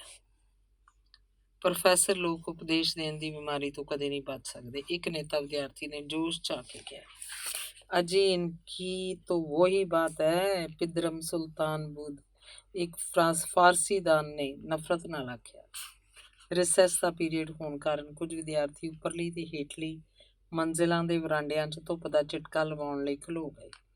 ਉਹ ਅੰਗਰੇਜ਼ ਬਾਜ਼ ਨੇਤਾ ਵਿਦਿਆਰਥੀ ਤੇ ਫਾਰਸੀ ਦਾਨ ਵਿੱਚ ਡਾਕਟਰ ਬਿੰਦਰਾ ਦੇ ਪਿੱਛੇ ਪਿੱਛੇ ਪੌੜੀਆਂ ਉਤਰ ਕੇ ਲੌਨ 'ਚ ਚਲੇ ਗਏ। ਡਾਕਟਰ ਬਿੰਦਰਾ ਵੀ ਜ਼ਰਾ ਧੁੱਪ ਦਾ ਨਿੱਘ ਲੈਣ ਲਈ ਜਦੋਂ ਲੌਨ ਵੱਲ ਗਿਆ ਤਾਂ ਉਸ ਦੂਰੋਂ ਵੇਖਿਆ ਕੋਈ ਉੱਪਰਾ ਜਿਹਾ ਬੰਦਾ ਉੱਪਰੇ ਜਿਹੇ ਕੱਪੜਿਆਂ 'ਚ ਇੱਕ ਆਪਣੱਤ ਦੀ ਝਲਕ ਸੁੱਟ ਰਿਹਾ ਸੀ। ਨੇੜੇ ਹੋ ਕੇ ਵੇਖਿਆ, ਚਿਹਰੇ ਤੇ ਕਣੀਆਲੇ ਮਾਤਾ ਦੇ ਦਾਗਾਂ ਨੂੰ ਬੁਢਾਪੇ ਦੀਆਂ ਝੁਰੜੀਆਂ ਨੇ ਘੇਰ ਲਿਆ ਸੀ। ਲੱਕ 'ਚ ਉੱਚੀ ਸਲਵਾਰ, ਪੈਰ 'ਚ ਘਸੇ ਤਿੱਲੇ ਦੀ ਪੁਰਾਣੀ ਜੁੱਤੀ, ਉੱਪਰ ਲੰਮਾ ਘਸੇ ਕਫਾਂ ਵਾਲਾ ਕੋਟ ਤੇ ਸਿਰ ਦੇ ਥਿੰਦੇ ਕੁੱਲੇ ਉੱਪਰ ਘਸਮੈਲੀ ਜੀ ਬਦਰੰਗ ਲੂੰਗੀ ਤੇ ਅੱਧ ਡਿੱਗਿਆ ਸ਼ਮਲਾ। ਇੱਕ ਮਿੰਟ ਨੀਝ ਲਾ ਵੇਖਣ ਵਿੱਚੋਂ ਉਹਦੇ ਦਿਲ ਨੇ ਸ਼ਾਦੀ ਦਿੱਤੀ ਕਿ ਇਹ ਤਾਂ ਮੇਰੇ ਮਾਸਟਰ ਲਾਲਾ ਮੋਹਨ ਲਾਲ ਜੀ ਹਨ। ਉਸ ਦੌੜ ਕੇ ਉਹਨਾਂ ਦੇ ਚਰਨ ਫੜ ਲਏ, ਪਰ ਝੱਟ ਮਾਸਟਰ ਮੋਹਨ ਲਾਲ ਨੇ ਉਹਨੂੰ ਉੱਪਰ ਉਠਾ ਕੇ ਆਪਣੀ ਛਾਤੀ ਨਾਲ ਲਾ ਲਿਆ। ਉਹ ਕਿੰਨਾ ਚਿਰ ਬਗਲ ਗੀਰ ਰਹੇ। ਮਾਸਟਰ ਮੋਹਨ ਲਾਲ ਦੇ ਅੱਥਰੂ ਦਰਿਆ ਬਣ ਕੇ ਵਗੀ ਜਾ ਰਹੇ ਸਨ ਤੇ ਮਿੰਦਰੇ ਦੀਆਂ ਅੱਖਾਂ 'ਚ ਮਿਲਣ ਦੀ ਖੁਸ਼ੀ ਦੀਆਂ ਬੂੰਦਾਂ ਸਨ। ਅੰਗਰੇਜ਼ ਬਾਜ਼ ਨੇਤਾ ਵਿਦਿਆਰਥੀ ਤੇ ਫਾਰਸੀ ਦਾਨ ਇਸ ਅਜੀਬ ਮਿਲਣੀ ਨੂੰ ਕਿੰਨਾ ਚਿਰ ਹੈਰਾਨੀ ਤੇ ਪਰੇਸ਼ਾਨੀ ਨਾਲ ਤੱਕਦੇ ਰਹੇ। ਚਾਰੇ ਪਾਸੇ ਦੇ ਲੋਕ ਇਹ ਵੇਖ ਕੇ ਸ਼ਸ਼ੋਪੰਜ ਹੋ ਰਹੇ ਸਨ, ਇਹਨਾਂ ਦੋਹਾਂ ਦਾ ਕਿਹੜਾ ਨਜ਼ਦੀਕੀ ਰਿਸ਼ਤਾ ਹੋ ਸਕਦਾ ਹੈ। 4-5 ਮਿੰਟ ਪਿੱਛੋਂ ਜਦੋਂ ਉਹਨਾਂ ਜੱਫੀ ਢਿੱਲੀ ਕੀਤੀ, ਜੋਗਿੰਦਰ ਬੋਲਿਆ, ਮਾਸਟਰ ਜੀ, ਤੁਸੀਂ ਅੱਜ ਆਪਣੇ ਸ਼ਾਗਿਰਦ ਤੇ ਕਿਵੇਂ ਬਖਸ਼ਿਸ਼ ਕੀਤੀ ਹੈ? ਮਾਸਟਰ ਮੋਹਨ ਲਾਲ ਨੇ ਅੱਥਰੂ ਘੇਰਦਿਆਂ ਪੁੱਛਿਆ। ਜੋਗਿੰਦਰ, ਤੂੰ ਆਪਣੇ ਮਾਸਟਰ ਨੂੰ ਸਿਆਣ ਲਿਆ ਹੈ ਨਾ? ਮੇਰੇ ਰੋਮ ਨੇ ਮਾਸਟਰ ਜੀ। ਤੇ ਉਹ ਅੱਥਰੂ ਘੇਰਦੇ ਮਾਸਟਰ ਮੋਹਨ ਲਾਲ ਨੂੰ ਕੈਂਟੀਨ ਵੱਲ ਲੈ ਗਿਆ। ਧੰਨਵਾਦ। ਅਗਲੀ ਕਹਾਣੀ ਹੈ ਥੋਹਰ, ਕਹਾਣੀਕਾਰ ਨਵਤੇਜ ਪੁਆਧੀ। ਰਹਿਰਾਸ ਦੇ ਭੋਗ ਤੋਂ ਬਾਅਦ ਪਿੰਡ 'ਚ ਢੋਲ ਖੜਕ ਗਿਆ ਸੀ। ਢੋਲ ਦੀ ਆਵਾਜ਼ ਨਾਲ ਰੁੱਖਾਂ 'ਤੇ ਬੈਠੇ ਪੰਛੀ ਉਡਾਰੀਆਂ ਮਾਰਨ ਲੱਗ ਪਏ ਸਨ ਤੇ ਪਸ਼ੂ ਕਿੱਲਿਆਂ ਦੇ ਬੰਨੇ ਰੱਸੇ ਤੁੜਾਉਣ ਲੱਗ ਪਏ ਸਨ। ਬੱਚੇ ਕਿਲਕਾਰੀਆਂ ਮਾਰਦੇ ਢੋਲੀ ਦੁਆਲੇ ਇਕੱਠੇ ਹੋ ਗਏ। ਪਿੰਡ ਦਾ ਸ਼ਾਂਤ ਵਾਤਾਵਰਨ ਪਲਾਂ 'ਚ ਹੀ ਅਸ਼ਾਂਤ ਹੋ ਗਿਆ ਸੀ। ਪਿੰਡ ਦਾ ਸੰਤੂ ਚੌਕੀਦਾਰ ਢੋਲ ਖੜਕਾਉਂਦਾ ਸਾਧਾਂ ਦੇ ਡੇਰੇ ਪਾਸ ਆ ਖੜਾ ਹੋਇਆ ਸੀ। ਸਾਰੇ ਨਗਰ ਨੂੰ ਕੱਲ੍ਹ ਦਾ ਚੁੱਲ੍ਹਾ ਨਿਉਂਦਾ, ਬਈ ਗੱਜੂ ਜੱਟ ਕੰਨੀ। ਤੇ ਸੰਤੂ ਢੋਲ ਖੜਕਾਉਂਦਾ ਡੇਰੇ ਤੋਂ ਲੰਘ ਗਿਆ। ਡੇਰੇ ਦਾ ਜੱਟਾ ਧਾਰੀ ਸਾਧ ਬਾਹਰ ਆਇਆ, ਪੁੱਛਣ ਕਿ ਚੁੱਲ੍ਹਾ ਨਿਉਂਦਾ ਕਿਸ ਗੱਲ ਦਾ, ਪਰ ਸੰਤੂ ਦਾ ਪਰਲਾ ਮੋੜ ਗਿਆ ਸੀ। ਸਾਰੇ ਪਿੰਡ 'ਚ ਖੁਸਰ ਫੁਸਰ ਸ਼ੁਰੂ ਹੋ ਗਈ। ਸੁਆਣੀਆਂ ਘਰਾਂ ਤੋਂ ਬਾਹਰ ਆ ਗਈਆਂ ਸੀ। ਗਲੀ ਦੇ ਅਗਲੇ ਮੋੜ 'ਤੇ ਜਾ ਕੇ ਸੰਤੂ ਨੇ ਵੀ ਦੱਸ ਦਿੱਤਾ ਸੀ ਕਿ ਗੱਜੂ ਦੇ ਮੁੰਡਾ ਹੋਣ ਦੀ ਖੁਸ਼ੀ 'ਚ ਹੀ ਬ੍ਰਹਮ ਭੋਜ ਹੋ ਰਿਹਾ। ਨਹੀਂ, ਗੱਜੂ ਦੇ ਮੁੰਡਾ ਹੋਇਆ ਬੁਢਾਪੇ 'ਚ, ਉਹਦੀ ਖੁਸ਼ੀ ਮਨਾ ਗਿਆ। ਗੀਤ ਗਾਉਂਦੀਆਂ ਜਾਵਾਂਗੀਆਂ ਰਲ ਕੇ ਨਿਉਂਦਾ ਖਾਣ, ਘਰ ਦੀ ਤਰੇੜ ਦੇਖ ਖੁਸ਼ੀ ਜਤਾਉਂਦੀ ਕੋਈ ਫਫਾ ਕੁੱਟ ਬੋਲੀ, ਤੇ ਇੱਕ ਇੱਕ ਕਰਕੇ ਸਾਰਾ ਪਿੰਡ ਮੁੜ ਘਰਾਂ 'ਚ ਜਾ ਵੜਿਆ। ਪਲੋ ਪਲੀ ਸਾਰਾ ਨਗਰ ਗੋਹੇ ਤੇ ਲੱਕੜੀਆਂ ਦੇ ਕੱਚੇ ਧੂੰਏਂ 'ਚ ਸ਼ਾਂਤ ਹੋ ਗਿਆ, ਪਰ ਕਦੇ ਕਦੇ ਬਾਰੀਆਂ ਦਾ ਲੰਡਾ ਕੁੱਤਾ ਭੌਂਕਦਾ ਸੀ। ਨਮੋ ਨਮ ਤੋਂ ਬਾਅਦ ਨਾਂਗੇ ਸਾਧਾਂ ਦਾ ਡੇਰਾ ਵੀ ਰਾਤ ਦੀ ਕਾਲਖ 'ਚ ਗੁਆਚ ਗਿਆ ਸੀ। ਸਵੇਰੇ ਸੁਖਮਨੀ ਦੇ ਭੋਗ ਤੋਂ ਬਾਅਦ ਹੀ ਗੱਜੂ ਦੇ ਵਿਹੜੇ ਰੌਣਕਾਂ ਲੱਗ ਗਈਆਂ। ਗੱਜੂ ਨੂੰ ਹਰ ਕੋਈ ਮੁਬਾਰਕ ਦੇ ਰਿਹਾ ਤੇ ਬੱਚੇ ਨੂੰ ਸ਼ਰਧਾ ਅਨੁਸਾਰ ਜੋ ਕੋਈ ਦੇ ਸਕਦਾ ਸੀ ਦੇ ਰਿਹਾ ਸੀ। ਹਰ ਕੋਈ ਖੁਸ਼ੀ ਖੁਸ਼ੀ ਖਾ ਕੇ ਪਰਤ ਰਿਹਾ ਸੀ। ਪੰਡਤ ਖੁਸ਼ੀ ਰਾਮ ਨੰਬਰਦਾਰ ਨਵਾਰੀ ਪਲੰਗ ਤੇ ਚੌਂਕੜਾ ਮਾਰ ਕਿਸੇ ਜੇਤੂ ਵਾਂਗ ਬਿਫਰਿਆ ਬੈਠਾ ਸੀ। ਪਲੰਗ ਦੇ ਲਾਗੇ ਬਾਈਆਂ ਦਾ ਆਸਰਾ ਲੈ ਕੇ 5-7 ਪੰਡਤ ਜੀ ਦੇ ਚੇਲੇ ਨਸ਼ਾ ਕਰ ਰਹੇ ਸੀ। ਪੰਡਤ ਜੀ, ਆ ਤਾਂ ਕਿੱਲਾ ਗੱਟਤਾ ਗੱਜੂ ਨੇ, ਤੁਹਾਡੀ ਮਿਹਰ ਨਾਲ ਕਿਸੇ ਆਉਣ ਵਾਲੇ ਪੰਡਤ ਜੀ ਦੇ ਪੈਰ ਛੂਏ। ਪੰਡਤ ਊਈਂ ਦਾ ਬਣੇ ਫਿਰਦਾ ਹੈ, ਸਰਕਾਰ ਗੋਰੀ ਨਾਲ ਲੰਬੜਦਾਰੀ ਵੀ ਗੈਲ ਦਿੱਤੀ ਹੈ। ਮਾੜੇ ਧੀੜੇ ਨੂੰ ਲੰਬੜਦਾਰ ਬਣਾਉਂਦਾ ਕੋਈ ਸਾਲਾ, ਪੰਡਤ ਜੀ ਦੇ ਪੈਰ ਘੁੱਟਦਿਆਂ ਕਿਸੇ ਨੇ ਕਿਹਾ। ਸਿਫਤ ਸੁਣਦਿਆਂ ਪੰਡਤ ਜੀ ਕਿਰਲੇ ਵਾਂਗ ਆਕੜ ਗਏ। ਪੰਡਤ ਜੀ, ਕਲਿਆਣ ਕਰਤਾ ਸਾਲਿਆਂ ਬਰਿਆੜਾਂ ਦਾ, ਬੜੇ ਨਾਢੂ ਖਾਂ, ਪਿੰਡ ਮਾਂ ਬੜਕਾ ਮਾਰਦੇ ਫਿਰਦੇ ਤੇ ਕੱਲ ਤਾਈਂ ਮਖਾਂ ਅੱਜ ਅੱਖ ਮਾਂ ਪਾਉਣ ਨੂੰ ਨਹੀਂ ਰੜਕਦੇ। ਸੇਵਕ ਦਾ ਇਸ਼ਾਰਾ ਗੱਜੂ ਦੇ ਭਾਈ ਭਤੀਜਿਆਂ ਵੱਲ ਸੀ। ਸਾਲੇ ਪਹਾੜੀ ਚੜ ਗਏ ਗਿੱਦੜਾਂ ਵਾਂਗ। ਦੂਜਾ ਭਗਤ ਬੋਲਿਆ, ਸਬਰ ਕਰੋ, ਵਾਗਰੂ ਆਖੋ, ਜੜਾਂ ਪੱਟ ਦਾਂਗੇ ਰੱਖ ਕੇ। ਪੰਡਤ ਜੀ ਮੌਨ ਤੋੜਿਆ ਤੇ ਲੱਠੇ ਦਾ ਗਲਾਸ ਮੂੰਹ ਨੂੰ ਲਾ, ਨਿੰਬੂ, ਟਾਂਗਣੀਆਂ, ਮੁੱਛਾਂ ਤੇ ਹੱਥ ਫੇਰ ਖਚਰਾ ਹੱਸਾ ਹੱਸਿਆ। ਮਖਾ ਚੜਾ ਦੋ ਚੰਦ ਹੁਣ। ਇੱਕ ਹੋਰ ਭਗਤ ਨੇ ਗੱਜੂ ਦਾ ਪੱਖ ਪੂਰਿਆ। ਕਰੋ ਕਿਰਪਾ ਮਹਾਂਪੁਰਖੋ। ਗੱਜੂ ਨੇ ਬਾਹਰੋਂ ਆ ਕੇ ਪੰਡਤ ਜੀ ਦੇ ਪੈਰ ਫੜ ਲਏ। ਗੱਜਾ ਸਿਆਂ, ਬੇਫਿਕਰ ਰਹਿ, ਅੱਜ ਵਾਰ ਹੈ, ਆਉਂਦੇ ਵਾਰ ਨੂੰ ਕੰਮ ਫਤਿਹ ਹੋ ਜੂ, ਭਰੋਸਾ ਰੱਖ। ਆ ਲੰਬੜਦਾਰ ਪ੍ਰੋਤ ਤੇਰਾ ਦੋਖੀ ਨਹੀਂ। 7 ਦਿਨਾਂ ਦੀ ਗੱਲ ਹੈ। ਪਿੰਡ ਦਾ ਪ੍ਰੋਤ ਮੁੱਛਾਂ 'ਚ ਹੱਸਿਆ। ਮੈਂ ਪੰਡਤ ਜੀ ਬੜਾ ਮਨ ਮਾਰਿਆ, ਪਰ ਪਾਣੀ ਜਦ ਨੱਕ ਤਾਈਂ ਆ ਗਿਆ ਤਾਂ ਇਹ ਸਭ ਕੁਝ ਕਰਨਾ ਪਿਆ। ਗੱਜੂ ਨੇ ਦੁਖੀ ਹਿਰਦੇ ਨਾਲ ਕੁਝ ਕਹਿਣਾ ਚਾਹਿਆ, ਪਰ ਪੰਡਤ ਜੀ ਨੇ ਸਾਰਾ ਨਗਰ ਜਾਣਦਾ ਜਜਮਾਨਾ ਕਹਿ ਕੇ ਗੱਜੂ ਨੂੰ ਚੁੱਪ ਕਰਾਤਾ। ਹਕੀਕਤ ਸਾਰੀ ਪੰਡਤ ਜੀ ਜਾਣਦੇ ਸਨ। ਇੱਕ ਦਿਨ ਸ਼ਾਮ ਨੂੰ ਜਦ ਪੰਖੇਰੂ ਆਲ੍ਹਣਿਆਂ ਨੂੰ ਆ ਗਏ ਸੀ ਤੇ ਸਾਧਾਂ ਦੇ ਡੇਰੇ ਸੰਖ ਵੱਜ ਗਿਆ ਸੀ, ਤਾਂ ਗੱਜੂ ਤੇ ਉਹਦੀ ਘਰ ਵਾਲੀ ਵਾੜੇ 'ਚ ਮੱਝਾਂ ਦੀ ਧਾਰ ਕੱਢ ਰਹੇ ਸੀ ਕਿ ਮੱਲੀ, ਗੱਜੂ ਦਾ ਭਤੀਜਾ ਸ਼ਰਾਬੀ, ਉਹਨਾਂ ਦੇ ਵਿਹੜੇ ਆ ਵੜਿਆ। 4 ਦਿਨਾਂ ਦੇ ਪ੍ਰਾਹੁਣੇ ਐ, ਖਾ ਪੀ ਲਓ, ਮੁੜ ਤਾਂ ਯਾਰਾਂ ਦਾ ਹੀ ਹੈ ਸਭ ਕੁਛ। ਗੱਜੂ ਤੇ ਉਹਦੀ ਘਰ ਵਾਲੀ ਡਰਦੇ ਘਰ ਨੂੰ ਹੋ ਲਏ। ਮੱਲੀ ਸ਼ਰਾਬੀ ਹੋਇਆ ਉਹਨਾਂ ਨੂੰ ਗਾਲਾਂ ਕੱਢਦਾ ਰਿਹਾ। ਗੱਲ ਆਈ ਗਈ ਹੋ ਗਈ। ਕੁਛ ਦਿਨਾਂ ਬਾਅਦ ਮੱਲੀ ਨੇ ਮੁੜ ਖਰੂਦ ਕੀਤਾ। ਉਹ ਆ ਵਣ ਦਾ ਰੁੱਖ ਸੜ ਚੱਲਿਆ, ਪਾਣੀ ਖਣੋ, ਨਾ ਸੜਿਆ ਤਾਂ ਮੈਂ ਸਾੜੂ ਇਹਨੂੰ, ਨਾਲੇ ਹਮੈਤੀਆਂ ਨੂੰ। ਓਏ ਪੰਡਤਾ ਵੱਡਿਆ ਲੰਬੜਾ, ਤੂੰ ਵੀ ਕਰ ਲਈ ਰਹੀ ਇਹਨਾਂ ਦੀ ਚੱਕੂ, ਤੇਰੇ ਵੀ ਫੱਟੇ ਅੜਿੱਕੇ ਚੜ੍ਹ ਤਾਂ ਸਹੀ ਕਦੇ ਯਾਰਾਂ ਦੇ। ਮੱਲੀ ਬਿਫਰੇ ਸਾਹ ਨਾਲ ਗਾਲਾਂ ਕੱਢਦਾ ਸਾਰੇ ਪਿੰਡ 'ਚ ਘੁੰਮ ਗਿਆ। ਡਰ ਕੇ ਗੱਜੂ ਤੇ ਘਰ ਵਾਲੀ ਸਿੱਧੇ ਪੰਡਤ ਜੀ ਦੇ ਘਰ ਆ ਵੜੇ। ਬਾਬਾ ਸਾਨੂੰ ਪੰਡਤ ਜੀ। ਦੋਹਾਂ ਹੱਥ ਜੋੜ ਕੇ ਪੰਡਤ ਜੀ ਅੱਗੇ ਅਰਜ਼ੋਈ ਕੀਤੀ। ਬਾਬਾ ਭਲੀ ਕਰੂ, ਭੂਰਿਆ ਜਾ ਇਹਨਾਂ ਨੂੰ ਘਰ ਛੱਡ। ਪੰਡਤ ਜੀ ਨੇ ਆਪਣੇ ਸੇਵਕ ਨੂੰ ਹੁਕਮ ਦਿੱਤਾ। ਚੰਗਾ ਜੀ। ਤੇ ਪੂਰਾ ਸੇਵਕ ਉਹਨਾਂ ਦੇ ਨਾਲ ਹੋ ਲਿਆ। ਆਉਂਦਾ ਮੱਲੀ ਕੰਨੀ ਦਬਕੀ ਮਾਰ ਆਈ, ਆਖੇ ਪੰਡਤ ਜੀ ਠਾਣੇ ਚੱਲਿਆ। ਪੰਡਤ ਜੀ ਨੇ ਜਾਂਦੇ ਪੂਰੇ ਸੇਵਕ ਨੂੰ ਕਿਹਾ, ਅਵੇਰ ਰਾਤ ਗਿਆ ਸੱਚੀ। ਮੱਲੀ ਦਾ ਪਰਿਵਾਰ ਮਾਫੀ ਮੰਗਣ ਲਈ ਪੰਡਤ ਜੀ ਦੇ ਬਰੂਹੀ ਆ ਬੈਠਾ। ਬਖਸ਼ੋ ਪੰਡਤ ਜੀ, ਮੁੰਡਾ ਸਹੁਰਾ ਸ਼ਰਾਬੀ ਹੋਇਆ, ਤੁਹਾਨੂੰ ਕੁਛ ਉੱਚੀ ਨੀਵੀਂ ਕਰ ਗਿਆ ਹੈ, ਮਾਫ ਕਰੋ। ਹੁਣ ਵੀ ਅੰਦਰ ਡੱਕ ਕੇ ਆਇਆ, ਨਾਲੇ ਸਾਡਾ ਭਰਾ ਗੱਜੇ ਗੇਲੋ ਕਿਆ ਵੰਡਿਆ। ਗੱਜੂ ਭਰਾ ਨੇ ਪੰਡਤ ਜੀ ਅੱਗੇ ਹੱਥ ਜੋੜ ਦਿੱਤੇ। ਚਲੋ ਕੋਈ ਗੱਲ ਨਹੀਂ, ਜਾਓ ਘਰ। ਪੰਡਤ ਜੀ ਅੰਦਰੋਂ ਕੱਚੇ ਕੋਲੇ ਵਾਂਗ ਮਗ ਪਏ ਸਨ। ਰਾਤ ਗਿਆ ਉਹ ਘਰ ਮੁੜੇ। ਚੇਤ ਮਹੀਨਾ ਚੜ੍ਹ ਪਿਆ ਸੀ। ਪਿੰਡ ਦੇ ਲੋਕ ਸਭ ਕੁਝ ਭੁੱਲ ਗਏ ਸਨ। ਕਣਕਾਂ ਤੇ ਛੋਲਿਆਂ ਤੇ ਨਸਾਰਿਆਂ ਦੀਆਂ ਖੱਟੀਆਂ ਮਿੱਠੀਆਂ ਮਹਿਕਾਂ ਨੇ ਵਾਤਾਵਰਨ ਨਸ਼ਿਆ ਦਿੱਤਾ ਸੀ। ਸਾਧਾਂ ਨੇ ਵਿਸਾਖੀ ਨੇੜੇ ਹੋਣ ਕਰਕੇ ਡੇਰੇ ਤੇ ਗੇਰੂਆ ਰੰਗ ਕਰਵਾ ਲਿਆ ਸੀ। ਨਵੀਂ ਝਾਲ ਹੋਣ ਕਰਕੇ ਡੇਰੇ ਦੇ ਕਲਸ਼ ਲਿਸ਼ਕੌਰਾਂ ਮਾਰਨ ਲੱਗ ਪਏ ਸੀ। ਪਰ ਗੱਜੂ ਨੂੰ ਪਤਾ ਨਹੀਂ ਕੀ ਵਰੂ ਚੜ੍ਹਿਆ ਸੀ। ਉਹ ਲਟਬੌਰਾ ਵਾਂਗ ਘੁੰਮ ਰਿਹਾ ਸੀ। ਉਹਦੀ ਘਰ ਵਾਲੀ ਬੇਚੈਨ ਤੇ ਉਦਾਸ ਸੀ। ਪਤਾ ਨਹੀਂ ਉਹ ਕਿਹੜਾ ਭਾਰ ਚੱਕੀ ਫਿਰਦਾ ਸੀ। ਤੇ ਇੱਕ ਦਿਨ ਗੱਜੂ ਘਰੋਂ ਲੋਪ ਹੋ ਗਿਆ। ਪਿੰਡ 'ਚ ਖਬਰ ਫੈਲ ਗਈ ਕਿ ਗੱਜੂ ਪੱਕੀ ਨਹਿਰ 'ਚ ਛਾਲ ਮਾਰ ਕੇ ਮਰ ਗਿਆ। ਸ਼ਰੀਕਾ ਹੋਰ ਵੀ ਹਾਵੀ ਹੋ ਗਿਆ। ਮਾਈ ਵਿਚਾਰੀ ਰੋਣ ਹੱਕੀ ਹੋਈ ਪਈ ਸੀ। ਮੱਲੀ ਰੋਜ਼ ਸ਼ਰਾਬੀ ਹੋ ਕੇ ਮਾਈ ਨੂੰ ਗਾਲ ਕੱਢਦਾ, ਤੂੰ ਵੀ ਮਰ ਪਰਾ। ਤੇ ਅਚਾਨਕ ਹੀ ਇੱਕ ਦਿਨ ਗੱਜੂ ਖਿੜੀ ਸਰੋਂ ਦੇ ਫੁੱਲ 'ਚੋਂ ਨਿਕਲ ਆਇਆ। ਨਾਲ ਉਹਦੇ ਸਰੋਂ ਦੇ ਫੁੱਲ ਵਰਗੀ ਵਹੁਟੀ। ਬੁੱਢਾ ਗੱਜੂ ਕਰੇਵਾ ਕਰਕੇ ਪਿੰਡ ਵੜਿਆ ਸੀ। ਗੱਜੂ ਦੀ ਪਹਿਲੀ ਵਹੁਟੀ ਨੇ ਖੁਸ਼ੀ 'ਚ ਪਿੰਡ ਨੂੰ ਸ਼ੱਕਰ ਵੰਡੀ। ਨੀ ਜਮਾ ਮਲਾਲ ਨੀ ਬੁੱਢੀ ਦੇ ਮੱਥੇ, ਸਮਾਂ ਖੁਸ਼ੀ ਖੁਸ਼ੀ ਮਾਂ ਸ਼ੱਕਰ ਵੰਡਦੀ ਫਿਰਦੀ ਹੈ। ਕਿਸੇ ਔਰਤ ਨੇ ਮਿਹਣਾ ਮਾਰਿਆ। 8ਵਾਂ ਮਹੀਨਾ ਨਾਲ ਲਿਆਈ ਹੈ। ਦੂਜੀ ਨੇ ਪਹਿਲੀ ਔਰਤ ਦੇ ਚੁੰਡੀ ਵੱਢੀ। ਜਦ ਨੰਬਰਦਾਰ ਪੰਡਤ ਜੀ ਨੇ ਗੱਜੂ ਦੇ ਵਿਹੜੇ ਪੈਰ ਧਰਿਆ ਤਾਂ ਗੱਜੂ ਨੇ ਅੱਗੇ ਹੋ ਕੇ ਮੋਢੇ ਤੋਂ ਆਪਣਾ ਡਮਾਲਾ ਲਾ ਕੇ ਪੰਡਤ ਜੀ ਦੇ ਪੈਰਾਂ 'ਚ ਵਿਛਾਤਾ। ਪੰਡਤ ਜੀ ਜੇਤੂ ਸਿਕੰਦਰ ਬਣੇ ਖੜੇ ਸੀ। ਪੰਡਤ ਜੀ ਪੂਰਬਣ ਹੈ, ਨਾਲੇ ਮਾਂ ਬਣਨ ਵਾਲੀ ਹੈ, ਖਾਸ ਲੱਭ ਕੇ ਲਿਆਂਦੀ ਹੈ, ਕਿਰਪਾ ਕਰੋ ਸਾਡੇ ਪਰ। ਗੱਜੂ ਨੇ ਹੱਥ ਜੋੜੇ।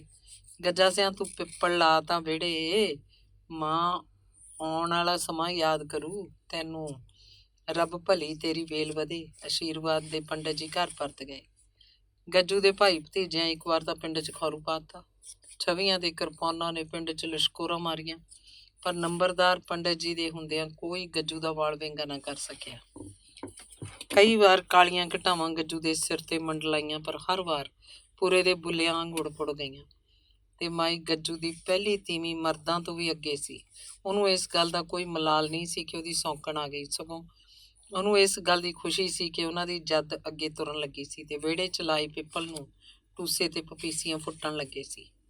ਜਿਉਂ-ਜਿਉਂ ਗੱਜੂ ਦੀ ਔਰਤ ਦੇ ਦਿਨ ਪੁੱਗਦੇ ਜਾ ਰਹੇ ਸੀ, ਸ਼ਰੀਕਾਂ ਨੂੰ ਤਰੇਲੀਆਂ ਛੁੱਟਦੀਆਂ ਜਾ ਰਹੀਆਂ ਸੀ। ਗੱਜੂ ਦੇ ਪਰਿਵਾਰ ਨੂੰ ਮਾਰਨ ਦੇ ਮਨਸੂਬੇ ਵਿਫਲ ਹੁੰਦੇ ਜਾ ਰਹੇ ਸੀ।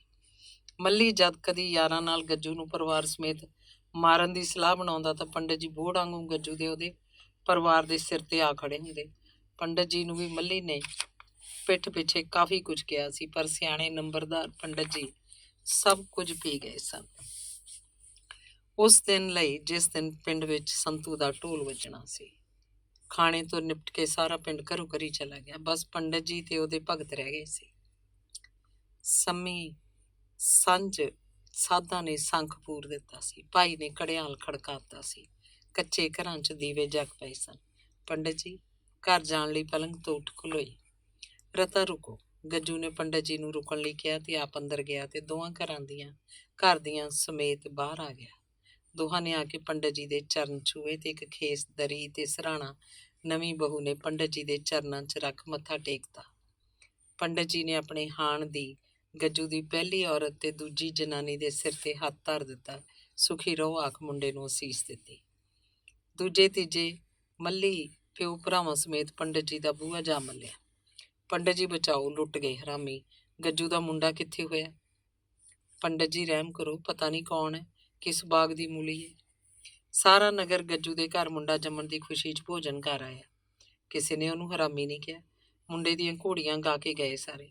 ਪੰਡਿਤ ਜੀ ਜੇਤੂ ਲਹਿਜੇ 'ਚ ਨਰਮਾਈ ਨਾਲ ਬੋਲੇ ਤੇ ਆਪਣੇ ਮੁੰਡੇ ਨੂੰ ਆਵਾਜ਼ ਮਾਰੀ, ਮਾਣੀ ਪੁੱਤਰ, ਅੰਦਰੋਂ ਨਾਵਾਂ ਲਿਖਣ ਵਾਲਾ ਰਜਿਸਟਰ ਲਿਆ, ਨਾਲੇ ਭੱਜ ਕੇ ਗੱਜਾ ਸਿੰਘ ਨੂੰ ਬੁਲਾ ਲਿਆ। ਤੇ ਮਾਣੀ ਪੰਡਿਤ ਜੀ ਦਾ ਮੁੰਡਾ ਰਜਿਸਟਰ ਤੇ ਗੱਜੂ ਨੂੰ ਸੱਦਣ ਚਲਾ ਗਿਆ। ਜਦ ਗੱਜੂ ਪੰਡਿਤ ਜੀ ਦੇ ਘਰ ਵੜਿਆ ਤਾਂ ਅੱਗੇ ਆਪਣੇ ਭਰਾ ਭਤੀਜਿਆਂ ਨੂੰ ਦੇਖ ਕੇ ਉਹਦਾ ਜਿਵੇਂ ਸਰੀਰ ਪਾਣੀ ਹੋ ਗਿਆ ਹੋਵੇ। ਉਹਦੇ ਪੈਰ ਮਣਾਂ ਦੇ ਹੋ ਗਏ, ਉਹ ਬਰੂਹਾਂ 'ਚ ਡਿੱਗਣ ਵਾਲਾ ਹੋ ਗਿਆ। ਹੁਕਮ ਪੰਡਿਤ ਜੀ, ਤੇ ਉਹਦੇ ਹੱਥ ਜੁੜਨ ਦੇ ਨਾਲ ਅੱਖਾਂ ਵੀ ਬੰਦ ਹੋ ਗਈਆਂ। ਗੱਜਾ ਸਿਆ, ਮੁੰਡੇ ਦਾ ਨਾਂ ਕਿਆ ਲਿਖਾਂ? ਪੰਡਿਤ ਜੀ ਨੇ ਗੱਜੂ ਤੋਂ ਪੁੱਛਿਆ। ਕਾਕਾ ਕੁਲਤਾਰ। ਗੱਜੂ ਨੇ ਅੱਖਾਂ ਖੋਲੀਆਂ। ਪਿਓ ਦਾ? ਪੰਡਿਤ ਜੀ ਨੇ ਕਿਹਾ। ਹਰਾਮੀ ਦਾ ਪਿਓ ਕੌਣ ਹੁੰਦਾ ਹੈ? ਮੱਲੀ ਔਖਾ ਹੋ ਕੇ ਬੋਲਿਆ, ਪਰ ਪਿਓ ਨੇ ਡਾਂਟ ਕੇ ਚੁੱਪ ਕਰਾਤਾ। ਜੀ ਸਰਦਾਰ ਗੱਜਾ ਸਿੰਘ। ਗੱਜੂ ਨੇ ਮੁੱਛਾਂ ਤੇ ਹੱਥ ਫੇਰਦਿਆਂ ਮੱਲੀ ਵੱਲ ਵੇਖਿਆ। ਲੈ ਲਾ ਅੰਗੂਠਾ। ਤੇ ਪੰਡਿਤ ਜੀ ਨੇ ਰਜਿਸਟਰ ਗੱਜੂ ਦੇ ਅੱਗੇ ਕਰ ਦਿੱਤਾ। ਲਓ ਜੀ। ਗੱਜੂ ਚੰਮ ਲਿਆ। ਲੈ ਜਾ ਜੱਟਾ, ਤੇਰੀਆਂ ਤਾਂ ਜੜ੍ਹਾਂ ਲੱਗ ਗਈਆਂ। ਤੇ ਪੰਡਿਤ ਜੀ ਨੇ ਮੱਲੀ ਹੋਰਾਂ ਨੂੰ ਸੁਣਾ ਕੇ ਕਿਹਾ ਤੇ ਰਜਿਸਟਰ ਅੰਦਰ ਵਗਾ ਮਾਰਿਆ। ਹੁਣ ਇਹ ਬੂਟਾ ਮੱਲੀ ਦੀਆਂ ਆਉਣ ਵਾਲੀਆਂ ਨਸਲਾਂ ਤੋਂ ਵੀ ਨਹੀਂ ਪੁੱਟਿਆ ਜਾਣਾ। ਤੇ ਪੰਡਿਤ ਜੀ ਨੇ ਨਿੰਬੂ ਟਾਂਗਵੀ ਮੁੱਛ ਨੂੰ ਮਰੋੜਾ ਦਿੱਤਾ ਤੇ ਵਣ ਦੀ ਟਾਹਲੀ ਦੇ ਸੁੱਕੇ ਪੱਤਿਆਂ ਵਾਂਗ ਮੱਲੀ ਹੋਰੀ ਪੰਡਿਤ ਜੀ ਦੇ ਘਰੋਂ ਉੱਠ ਖਲੋਤੇ, ਜਿਵੇਂ ਪੰਡਿਤ ਜੀ ਨੇ ਉਹਨਾਂ ਰਾਹੀਂ ਕੰਡਿਆਲੀ ਥੋਰ ਬੀਜ ਦਿੱਤੀ ਸੀ। ਧੰਨਵਾਦ।